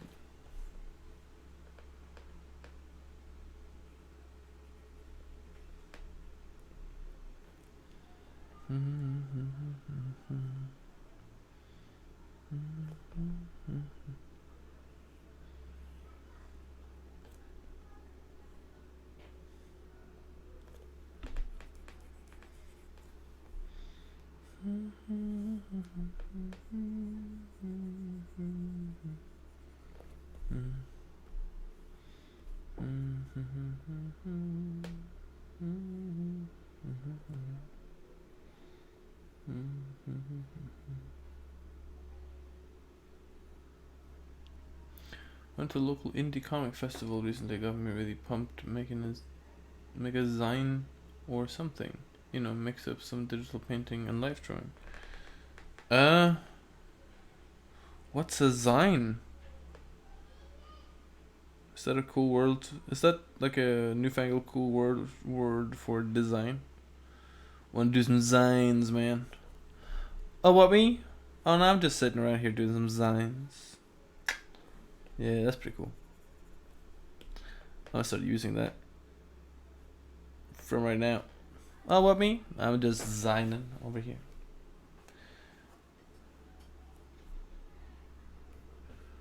You could keep working on AAA, but instead you want to do your own stuff. You are a hero, man. Oh, a zine. A zine. I want to do a zine. Oh, is that like hip to the scene kind of a thing? I'm not sure now.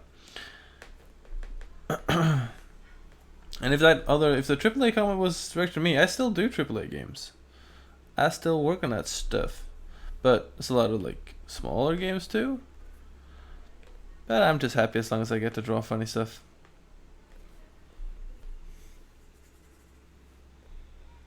You can go where you want, there's enough work. You just gotta be out there and find it.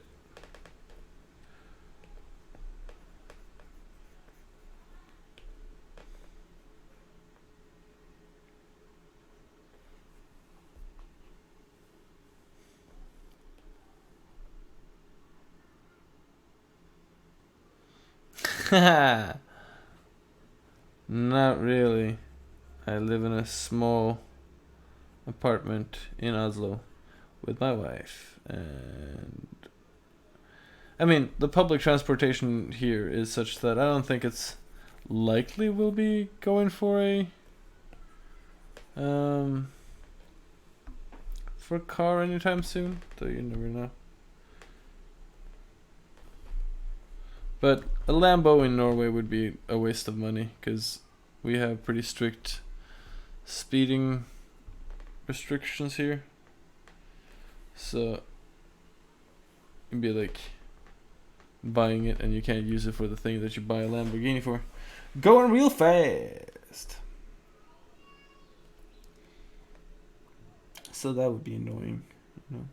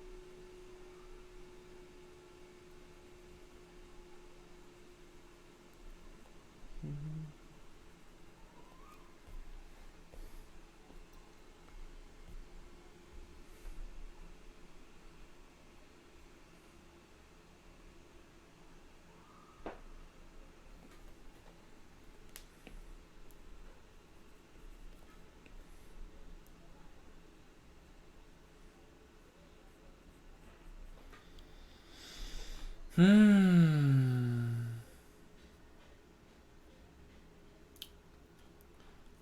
about designs is they are like an accessible way to publish something, to show your friends and get some street cred with a local artist crowd.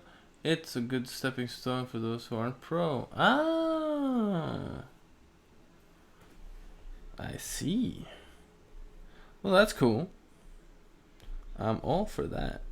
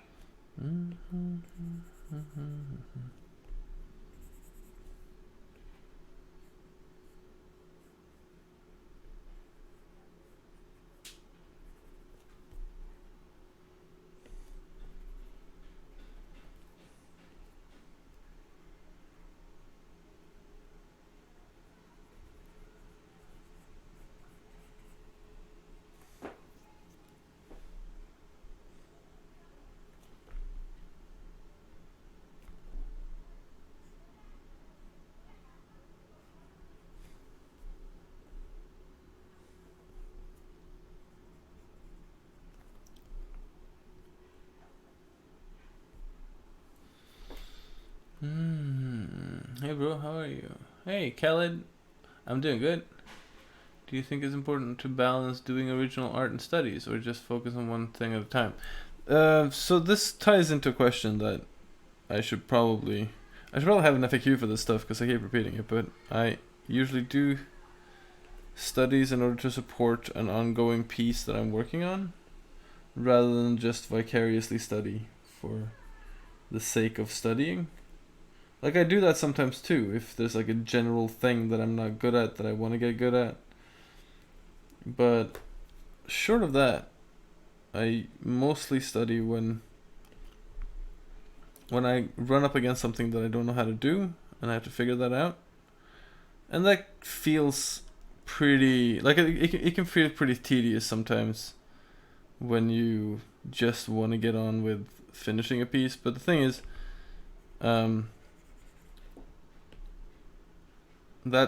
that slow and sure process avoids a lot of mistakes, so that you don't have to go and correct for those mistakes later, you know? And so that's pretty nice.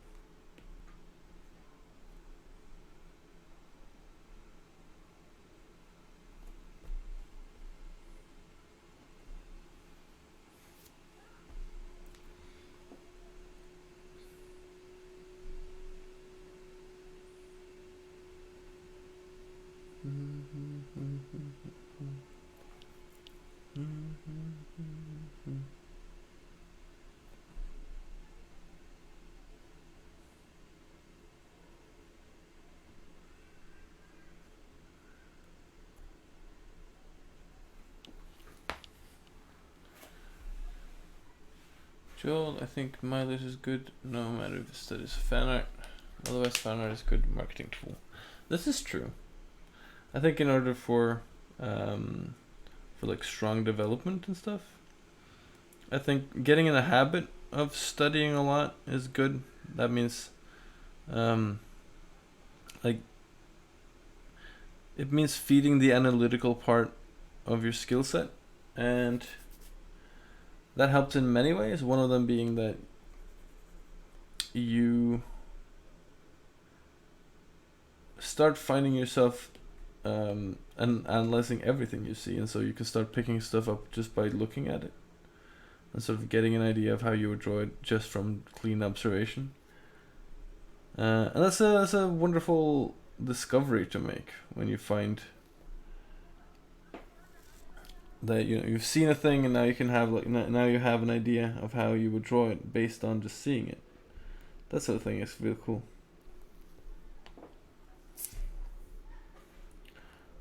And this second arm here is not working at all, so I'm gonna redo that. Let's see, arm here.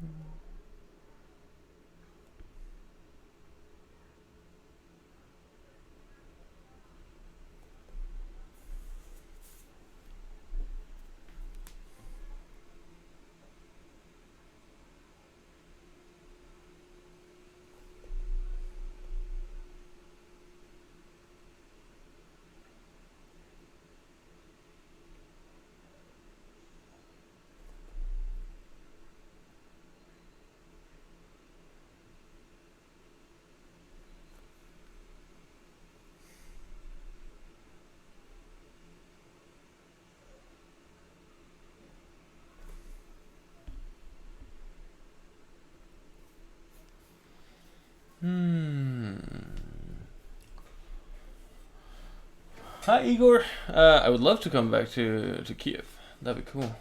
Had a lot of fun going and teaching at the school there last year. I think it was last year. Was it last year or the year before? Either way, that was a blast. I got to go to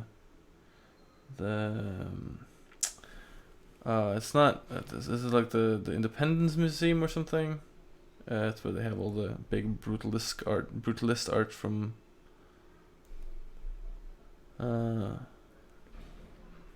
like after the Second World War and with the liberation from Soviet Union and stuff like that. It's a pretty interesting place. What would you say a general curriculum should be for anyone self-teaching art? I struggle to know where to go next sometimes. That's a really nice question. I think the principle must be that you have to teach, like the first thing you have to work on is not necessarily what to learn, but how to learn and how to do it well and how to do it sustainably. So like, if you want to do this by yourself, if you want to be self-taught as an artist, then you have to get good at self-analysis and figuring out like how do you learn best. Once you have that down, if you're talking purely artistically, then start with the large problems and work your way towards the small. That means rendering is not important at the moment, because rendering is how we combine all of the other things that we've done into the complexity of like a complete piece. First you want to learn to work with and master all the simple elements. So, start with large problems, start with composition learning, and start with color theory, and start with anatomy, and all these things. Once you have those, then they are tools. They are no longer sort of problems, and they're tools that you can improve on. But once you have, a preliminary skill set in, say, composition or in color theory, then you have an understanding. And if it's not a perfect understanding, that's fine, because you can always improve it. But using that knowledge in the solving of other problems will show you where your knowledge is sufficient and where it is lacking, and where it is lacking, you'll need to go and re-up. You have to go and get better at those things. The things at which you are a little lacking. And trying to... So thinking about the different disciplines of color and composition and narrative and color. I said color already, but anatomy and design, all these things, everything you can think of. If you think of them as like bars in a graph, then you can think of the relationships between those as your style, and so whichever one you emphasize is going to impact your style. So then you're suddenly completely in control of your style because you can choose where you're gonna focus on learning stuff.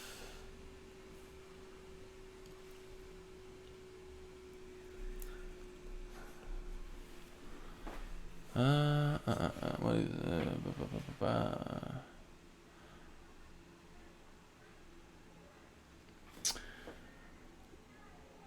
What exactly is Superani? I know it's a collective of artists, but I don't really understand what it is. It's pretty much that. It is a collective of artists with a somewhat aligned interest. Sort of artistry, but far as I've understood it, and people who are here regularly will know, I don't really know. It's still a bit of a mystery. I'm looking forward to learning more about what it's going to be like or what it's going to be about. But it was kind of a lovely fluke that Spiridon got effectuated by essentially being in contact with them and asking if, as he heard that they were looking for new people to be part of Superani, and he asked if they would be interested in having me on, and they were like, yeah, and then he asked me if I would be interested to be on Superani, and I was like, yeah, and so here we are. But yeah, no, so when I know, you'll know. That's the deal.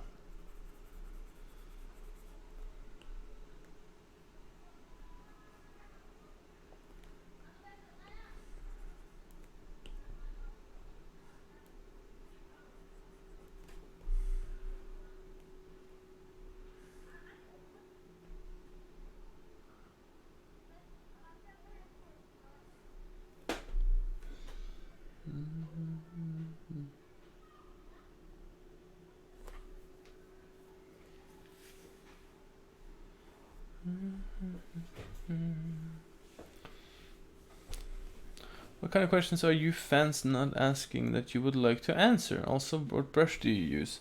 See, right now I'm using the Nico roll. I've softened it and then made it like pencil size.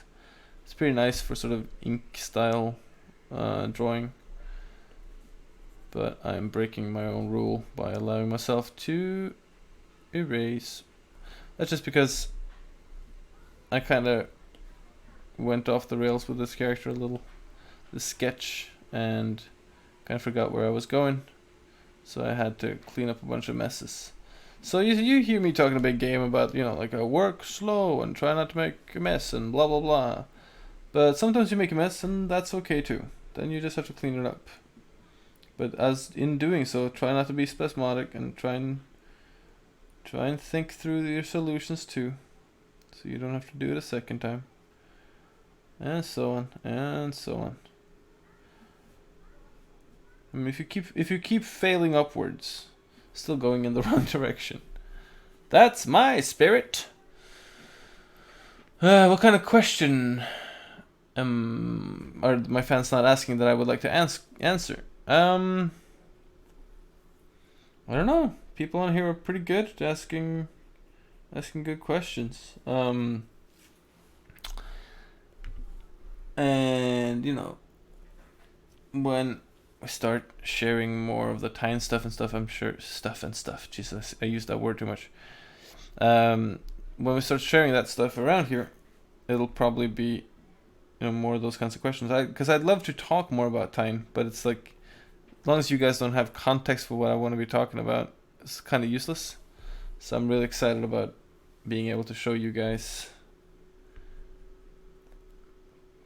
where it's gonna go. And that's the problem too. Like, I don't have that much to show you at the moment, but I know where it's gonna go. So I'm super excited, but I gotta just find enough time to finish everything up between everything else. So, you know, it's a race against time.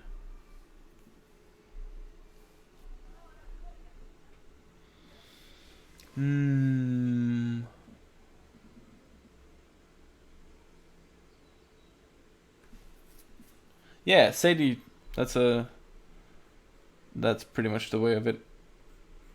So, for example, for the last 2 time books, we've been using the same distributor as Superani, who we got in contact with through Superani.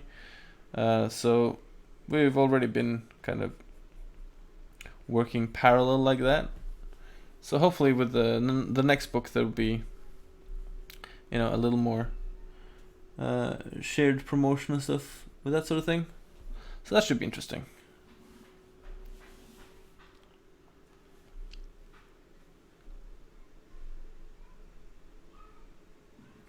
And I said that, and like Kim was super cool and helped promote the book when it came out and everything. So he's already done a bunch to help me, and this is just another thing. He is pretty awesome.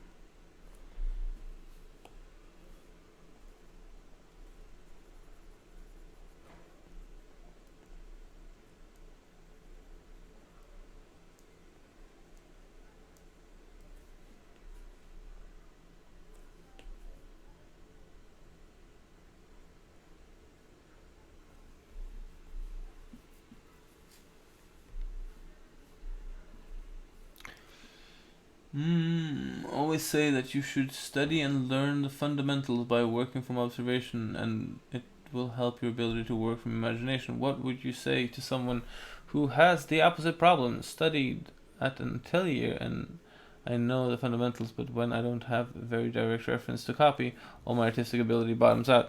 I would suggest that if you're in that predicament, your solution, and say it with me, kids, it is Loomis. Exactly, Yuri. It's Loomis. You gotta, now that you know all this other stuff, you gotta learn the building blocks. You gotta learn how to break all that specific knowledge of yours down into usable secondary tools that you can use to sort of make a simulacrum, so that you don't need the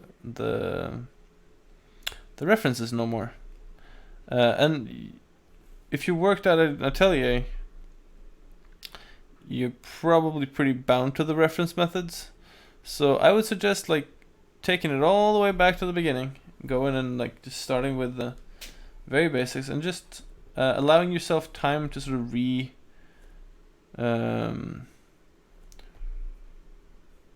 reevaluate in your artistic mind what like a successful drawing is, because there's a lot of that stuff that I think can be real difficult for people who come out of atelier schools, is to like recalibrate from like it must be the perfect copy of a thing to it can be some pretty cartoony stuff. You just have to kind of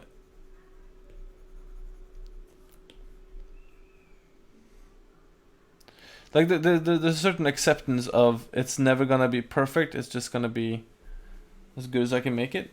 And from what I know of people working or going to atelier schools, is that you get taught that like perfection pursuit sort of mentality, and that can make it real difficult to get into imaginative drawing.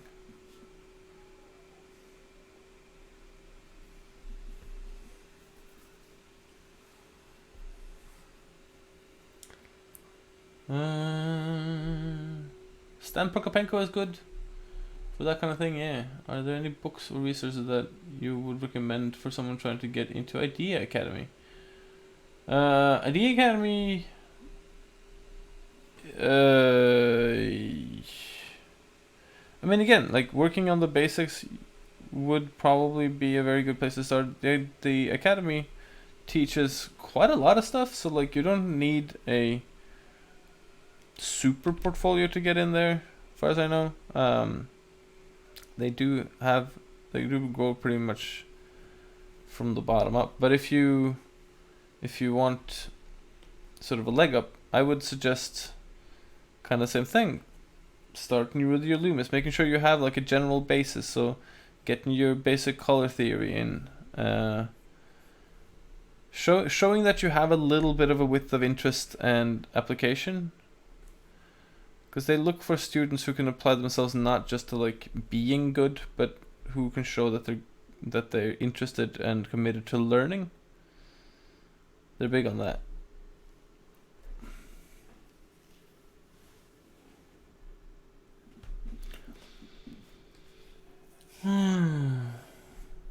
Good morning, Descolor.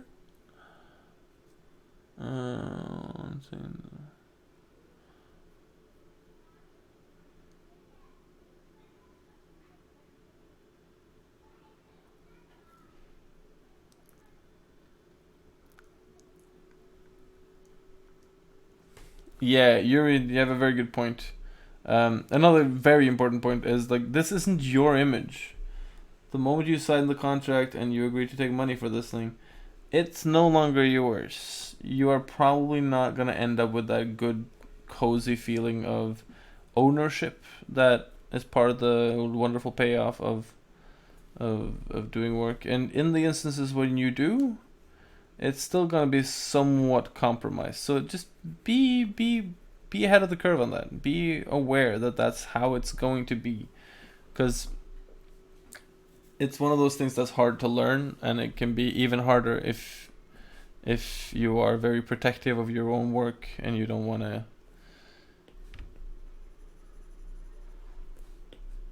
like if you get demoralized by losing that feeling of ownership of your work, then you should at least be aware of it before you get into it.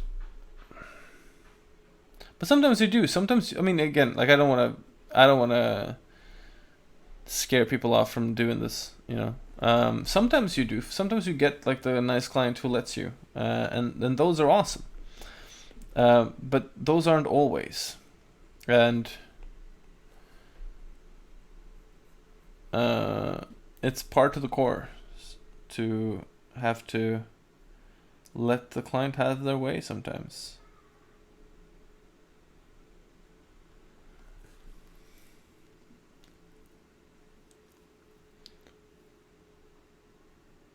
Evan, what's a good way to draw things that look more fluffy and marshmallow-like?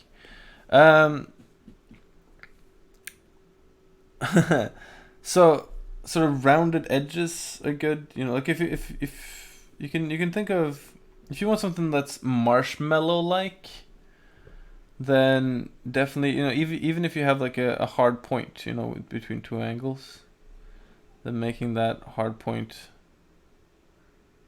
softer, you know, maybe even have some like indications of stretch to tension sort of moves. So you know, like essentially, if you want to learn how to draw things marshmallow like, freaking draw some marshmallows, though.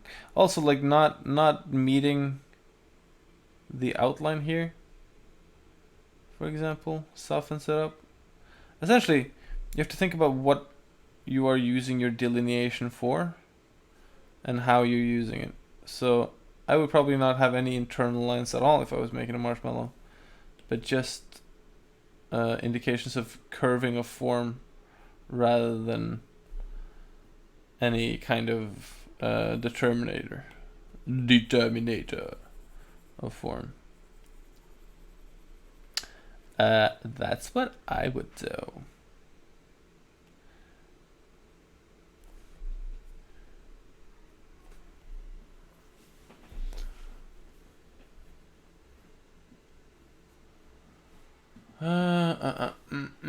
Everyone, what's good?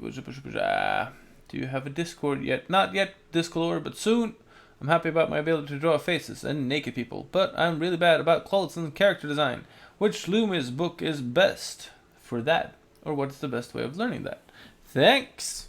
There's a very good book by Mr. James Gurney called Imaginative Realism, where he lays out a lot of this concept design stuff, which I think works well. I think it's a pretty good book. It bases itself on like the Dinotopia books, which is a bit of a masterclass. So yeah, that one's worth checking out.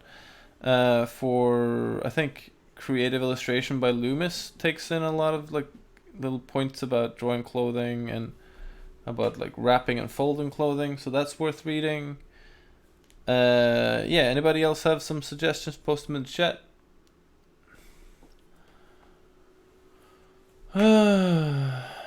Free artistic control is both a blessing and a curse. It's a slippery slope to art block sometimes. Make a square, then draw over it like someone inflated it. Very pointed, Yuri. And about art block, I don't know, man.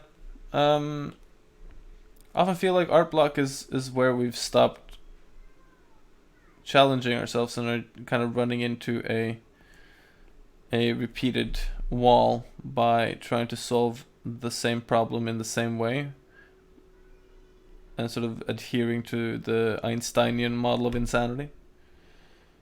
So, you know, if something ain't working, try something new. That's my philosophy. Oh, wait.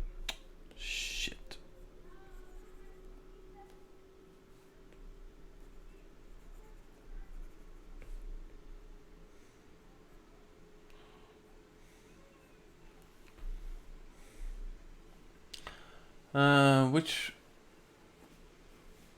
What's my opinion on good fantasy? So, I don't think it's so much a question of good fantasy or bad fantasy, but rather,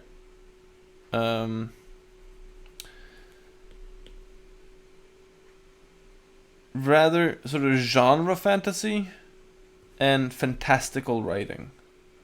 So, genre fantasy is literally any story set in a fantasy world. And it is fantasy, you can't deny that. But, I mean, you know, genre fantasy tends to be kind of in love with itself, like, oh, fantasy, blah, blah, blah. Like, it's the kind of fantasy that has a bestiary. No, that's not true. But it's the kind of fantasy that's just like real happy about being in a fantasy world and wants to show off all the fantasy things, rather than like telling an otherwise interesting story. That, you know, maybe at the worst it leans into fantasy tropes in lack of anything better, that sort of thing, you know. Not liking this hair, so I'm just gonna redo that. And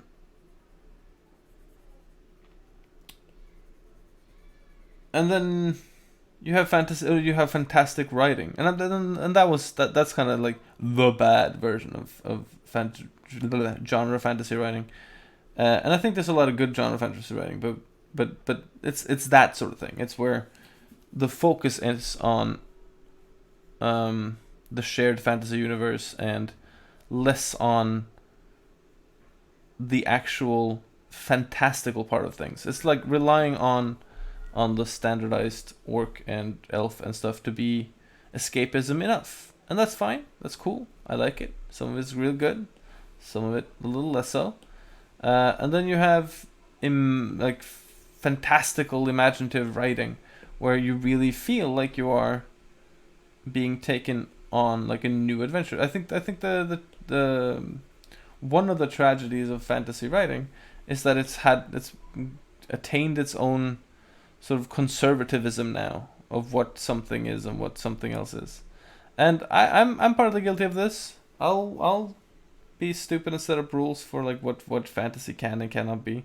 Like we had a row about like what orcs are the other week, and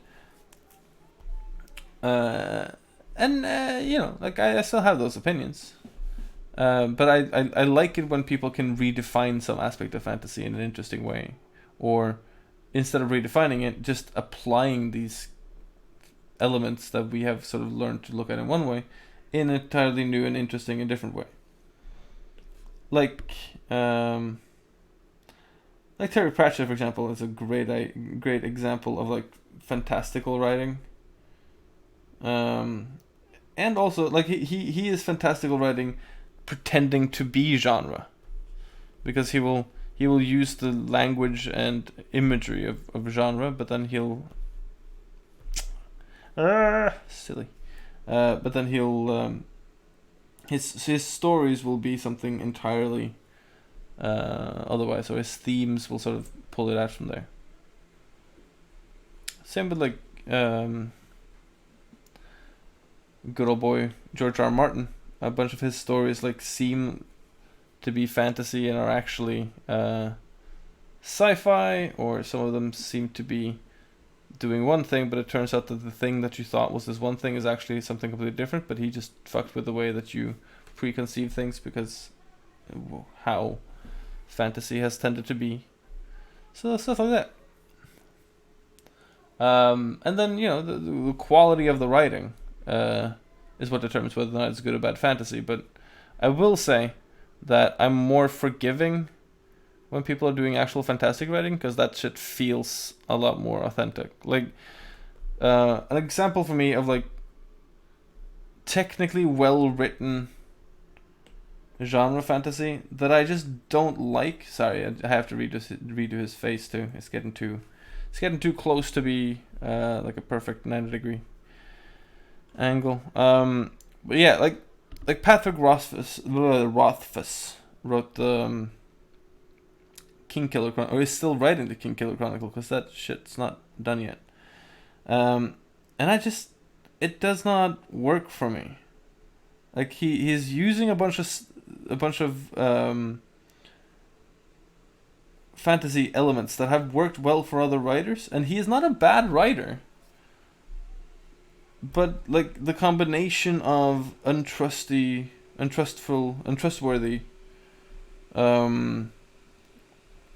narrator and trope fantasy setting with a large focus on, say, like the internal logic of the world, but less focus on like an extreme focus on believability in the magic system, but then like a bunch of the characters are extremely two-dimensional. That shit doesn't really work for me. Like, I have to care about these characters to be interested in the story, and at some point it becomes like none of the characters have more dimensions than two. And I'm sure there are exceptions, but it got real uninteresting after a while. But it's not like it's badly written. Like, he writes beautifully. It's just all his characters feel so Mary Sue-ish. And also, like, really condescending on the other hand. So, yeah. Which 3 or 4 artists have been really exciting for you lately? Let's see. I don't know. I'm so bad with names, man. I'm so bad with names. Like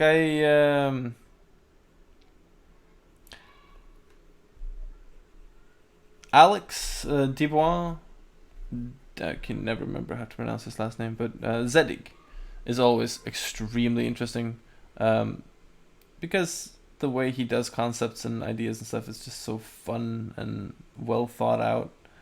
So that there's a trust developed there after a while, where you know that if he's putting something down, there is something there. Like he's giving you something to go look for, and then you find out what it is, and it's like, oh shit, oh, that's clever. So yeah, I'm a big fan of his. Pascal Campion, who is a big Instagram dude, makes really lovely stuff, which kicks my ass. Erde.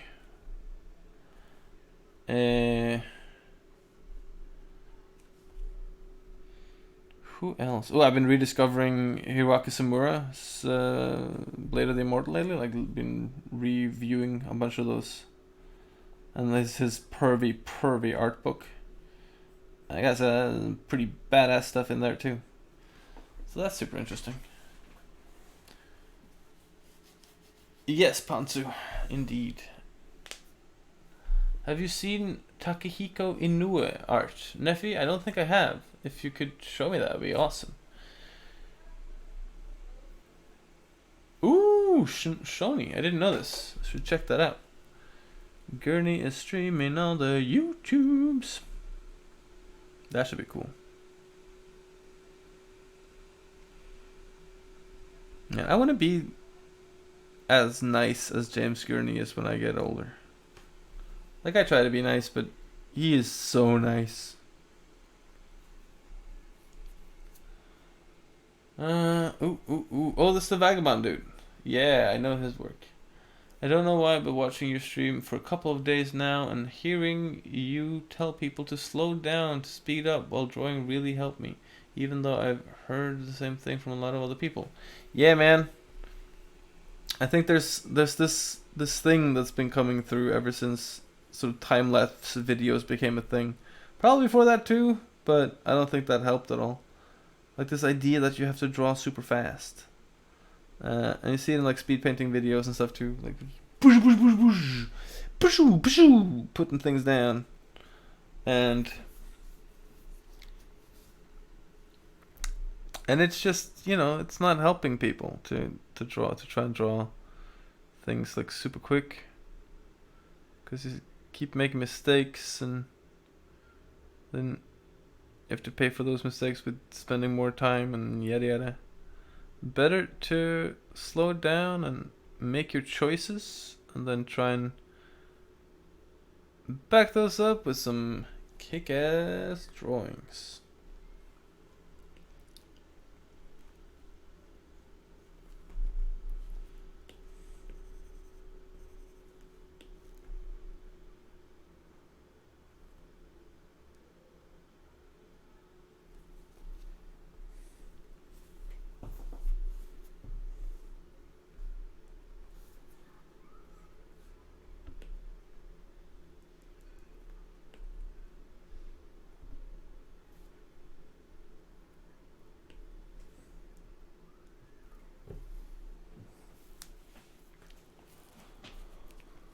The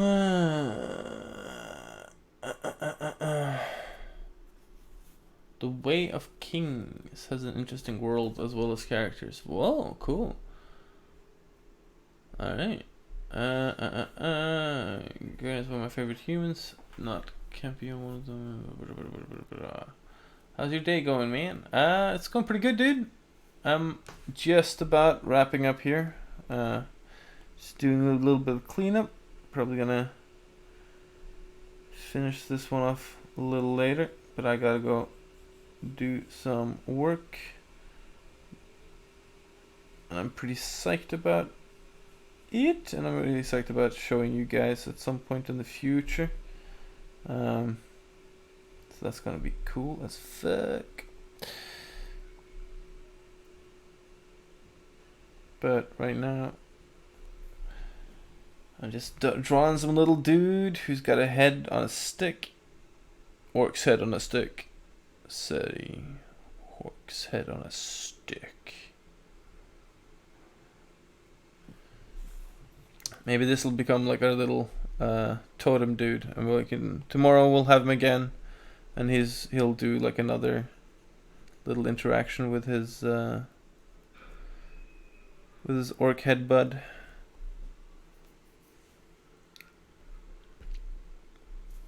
That'd be cool as a little character thing. Like feeding it and stuff. Oh, that'd be cute. Do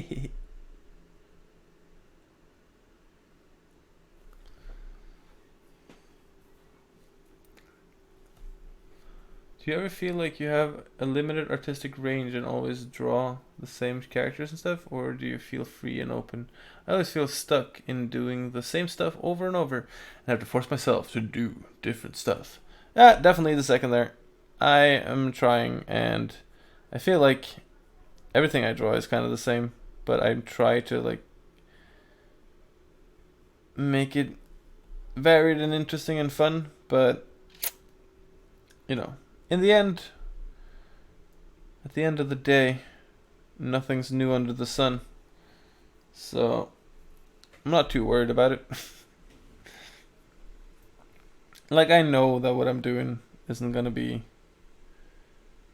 super original.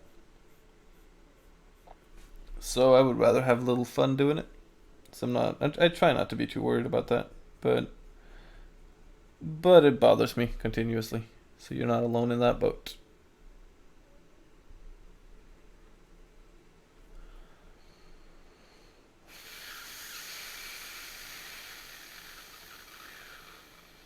Do you live in the world of Tyne? I mean, I kind of do. I spend a lot of time in there. Um, like whenever I listen to a documentary or I read a story or like anything, I'm always looking out for stuff that I can like nestle away and use for the Tyne stories. So I mean, it's kind of a legit question in that case. Like Jesus Christ, sometimes I get a little weird here. But yeah, I spend a lot of time like finding stories for it and thinking about these characters that I've built for it, and like a lot of the story right now, a lot of the problem right now is kind of like putting the characters into the main story and figuring out their motivations and getting to know them on that level as I'm kind of writing them and figuring them out. So like sometimes, a lot of time when I'm trying to figure them out, I'm trying to figure out like dialogues that they would have with other people. And so you have to like think about when you yourself are having discussions with people, what makes you think and do and say the things that you do. Because if you can figure that out in yourself, you can begin trying to figure it out for other people, at least fictional people. I think that's a big part of what I enjoy about Tyne and world creation in general.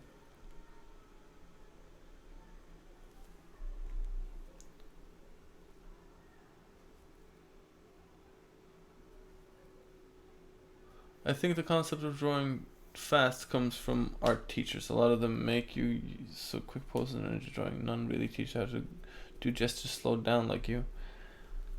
Yeah, that's a point.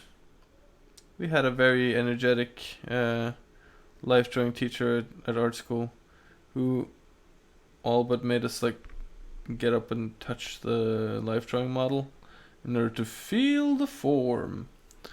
And we didn't really have like a calm down session afterwards where you would like learn to take that gesture or that form and sort of work it out in a drawing. Like I remember that was an annoyance for me in art school. Was that life drawing class wasn't about like using life drawing for something. It was about getting good at life drawing. That seems so stupid to me because I'm like, I don't want to be good at life drawing. I want to be able to take life drawing and do something with it. You know, like if you're just teaching people how to draw good life drawings, and then you're giving a man a fish. You're not teaching him how to.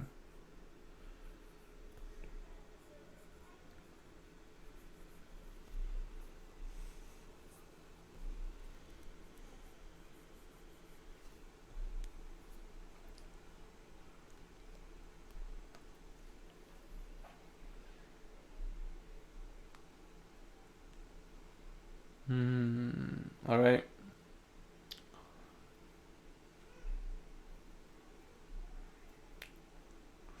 Ultra Blue Wolf, my favorite podcast is probably Revolutions right now by Mike Duncan. It's great. I also really enjoy Hello from the Magic Tavern and Radio Lab and The Intelligence by The Economist and Two Up Queens and there's so many. I really like having podcasts on when I work out and I go just like walking and stuff. It's really lovely.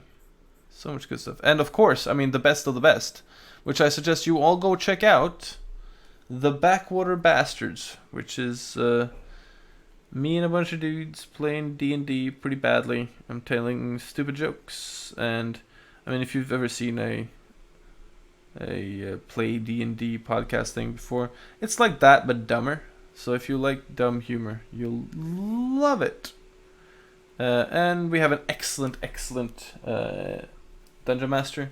So like if you like legitimate D&D play for like good DMing and stuff, I think it will actually pretty like it a lot, because we have a really good DM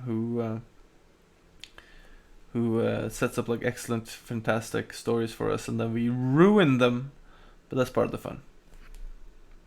I have decided that he will have a sword, but it'll be like a silly hero sword, because it feels right.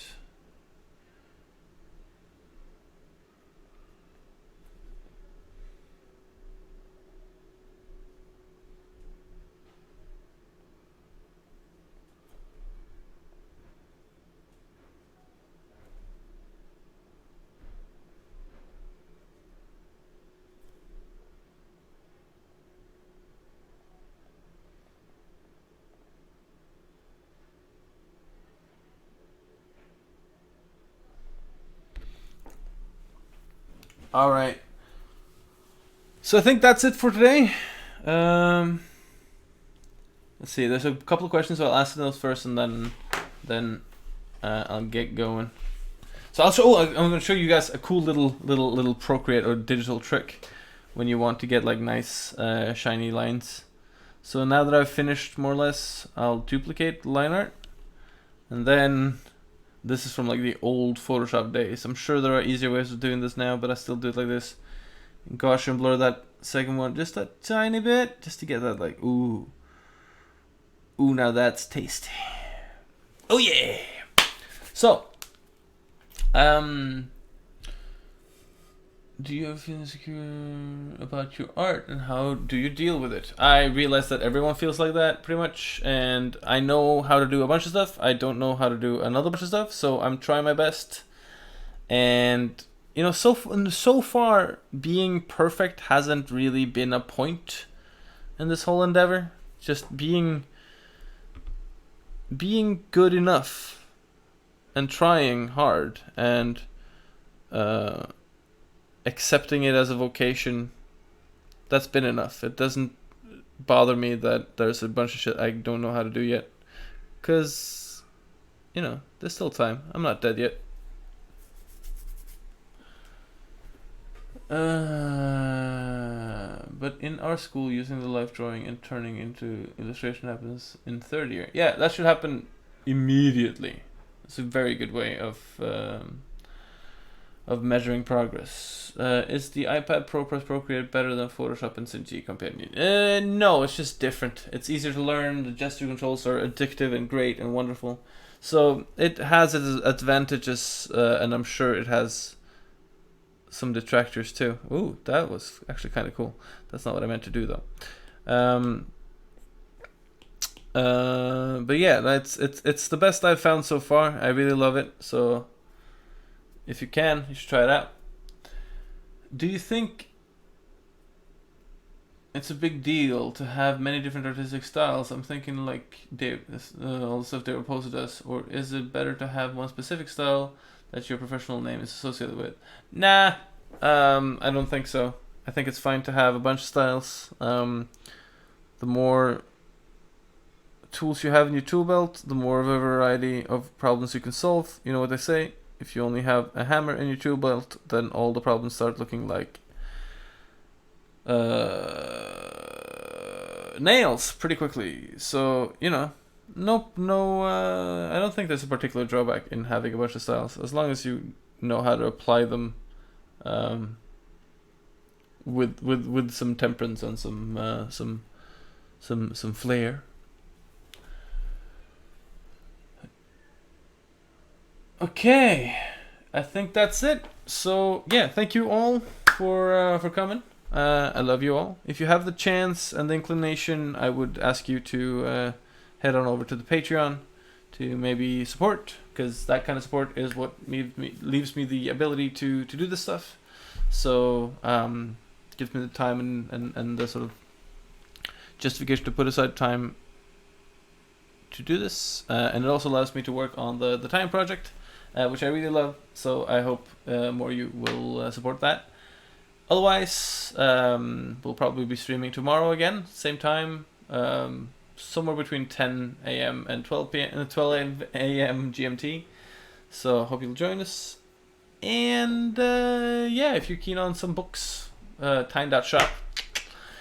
And now get the fuck out of here. Bye. Bye. See you later.